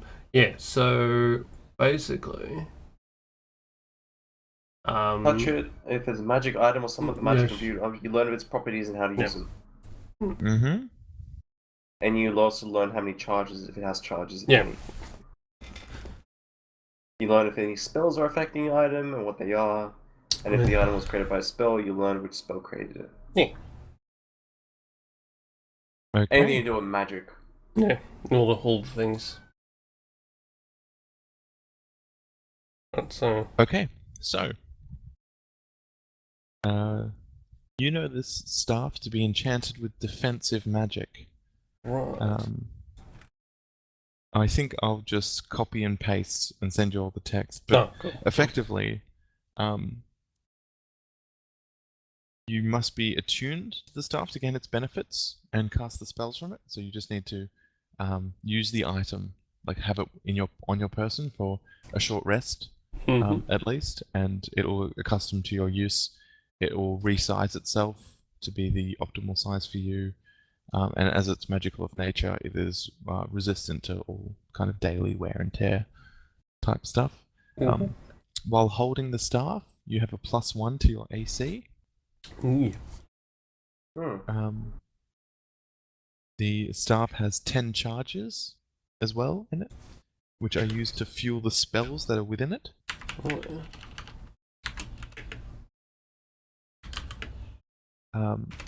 When you've got the staff in your hand, you can use the staff to cast the following spells from the staff.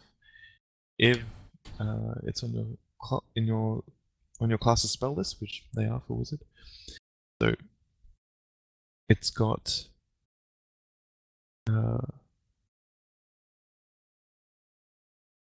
to cast Mage Armor, it costs 1 charge.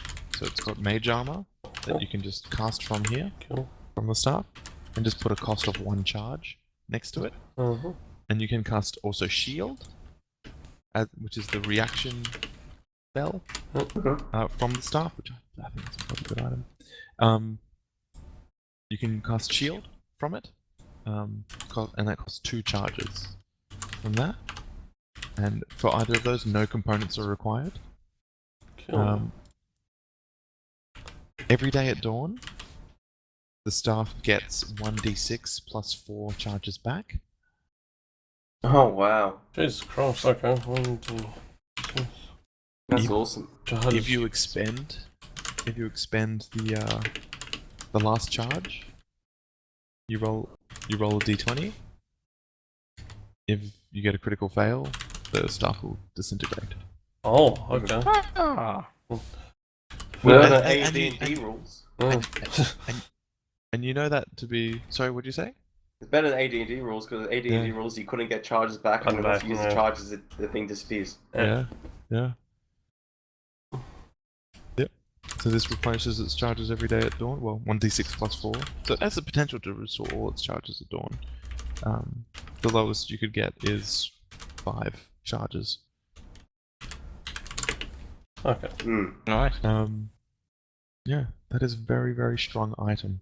It's probably why Glassstaff was a hard man to kill. And now you are. Stupid So human. because now you don't have to use spell slots to cast shield. Yeah, I can just You can just go reaction bang. reaction stuff. Pull stuff in front of one to get thingy, whack it back at them. Yeah. Yeah. That's good. No, good. I sort of and- do this ritual. Were you going to look at the scrolls and the scroll? Oh yes, no, of course, yeah. So next was it putting this stuff aside, but still keeping it by my side or whatever. You know, reach back into my. Was it backpack and was it pull out the? Was it particular magic spells with still a little bit of a magical glint to it, and start to try and decipher them. So,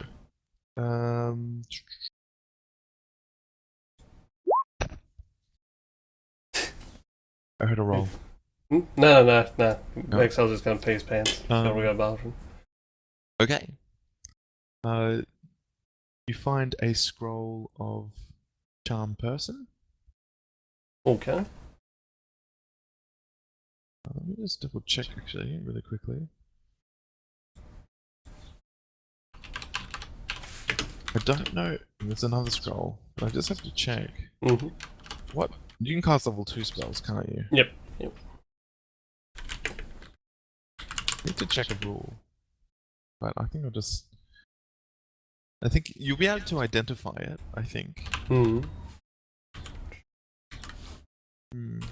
Let me just check. I don't know if you can identify a scroll. Like, you know these to be magical scrolls that have a spell charge in them. And because they are written down for you, that means you can potentially study them. Yeah, I gain their could knowledge. Gotta use my researching skill thing. Maybe it'll take like longer in this session, but next session I should be able to know what they are. Yeah, I just have to check something.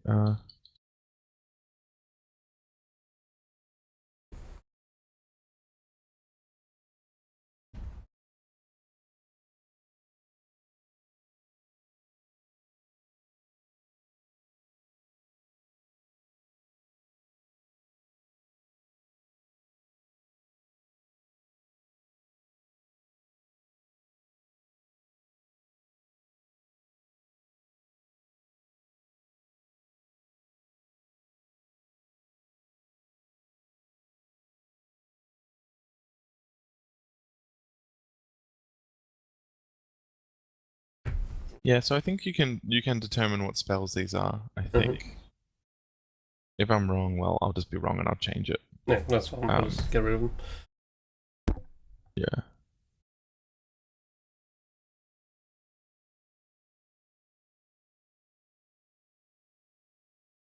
Okay, yeah, as long as it's on your spell list. Wait. Only a spell I already know.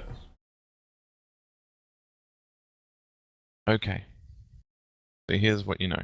And I just need to check one other thing, sorry.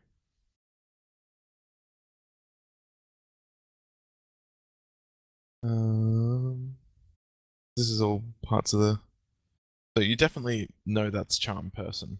Okay. That's definitely something you've got, and I would seriously, if I played D&D, I would be playing a wizard because you can just study magic and learn it, and you gain all these. Because you can put that in your spellbook later. Mm. The other scroll, you are able to discern what it is. There was just I wasn't sure because it's a level of magic that's above what you can cast. Ah. It is a scroll of fireball.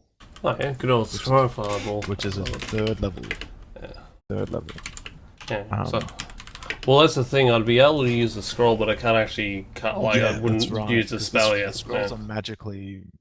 They've got that spell sealed in them. Yeah.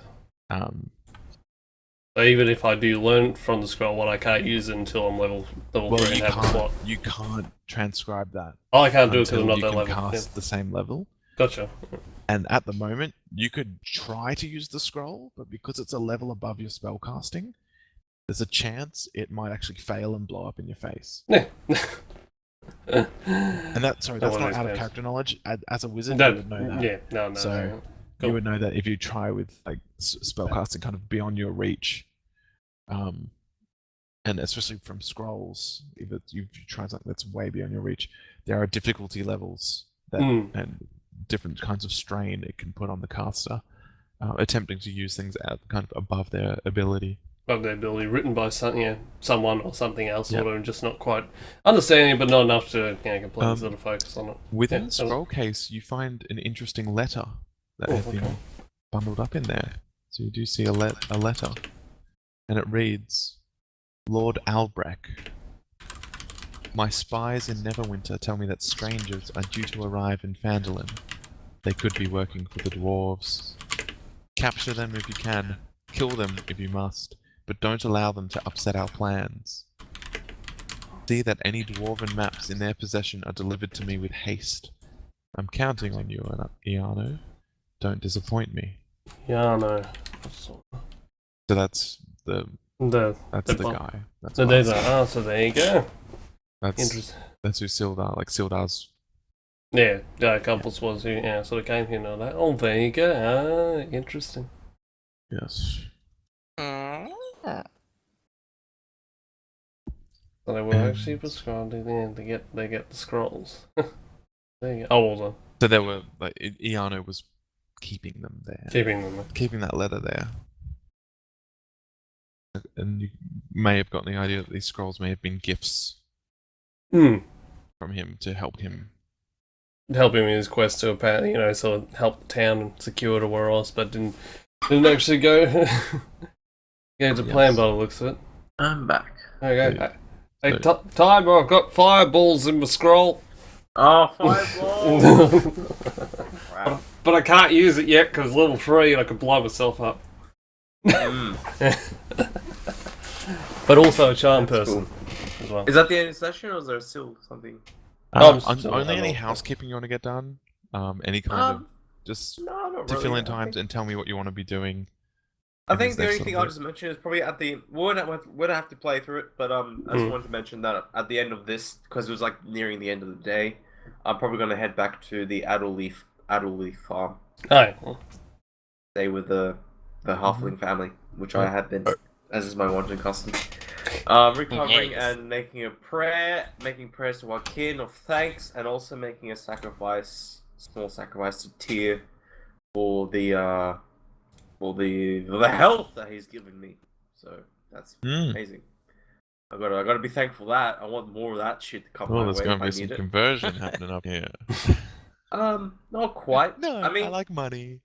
I mean, in terms of Forgotten Realms, I know Ring of Fire, you don't really worship too many other divinities so much, especially if you're a cleric. But I know in Forgotten Realms, it's not uncommon. It's not so uncommon for people to give sacrifices to different divinities on certain days or certain things for certain things. It's different. Like some cases. Yeah, I imagine it would be less rare for someone who's kind of already inducted into a church. Because you've got things like the Triad, which is like three divinities, like Tyr, Helm, Lycander or Lathander. Yeah. I think, and like the triad are usually worshipped by a series of people that some people go to divinity churches of the triad, for example. So Right. yeah. Yeah. That was a cool session. Thanks for that, man. That's all good. That was really fun. Yeah, That's I good. think That I was got really a little dynamic fiddly as with some well. of the settings in multiple locations, but I enjoyed that. Yeah. There was so I need to take a little bit of time and count up all this XP for all the things that got you guys bloodbath. Yeah. Yeah, that was a lot. Fucking slaughterhouse. I've got 2 bugbears, 6 bandits, and I'm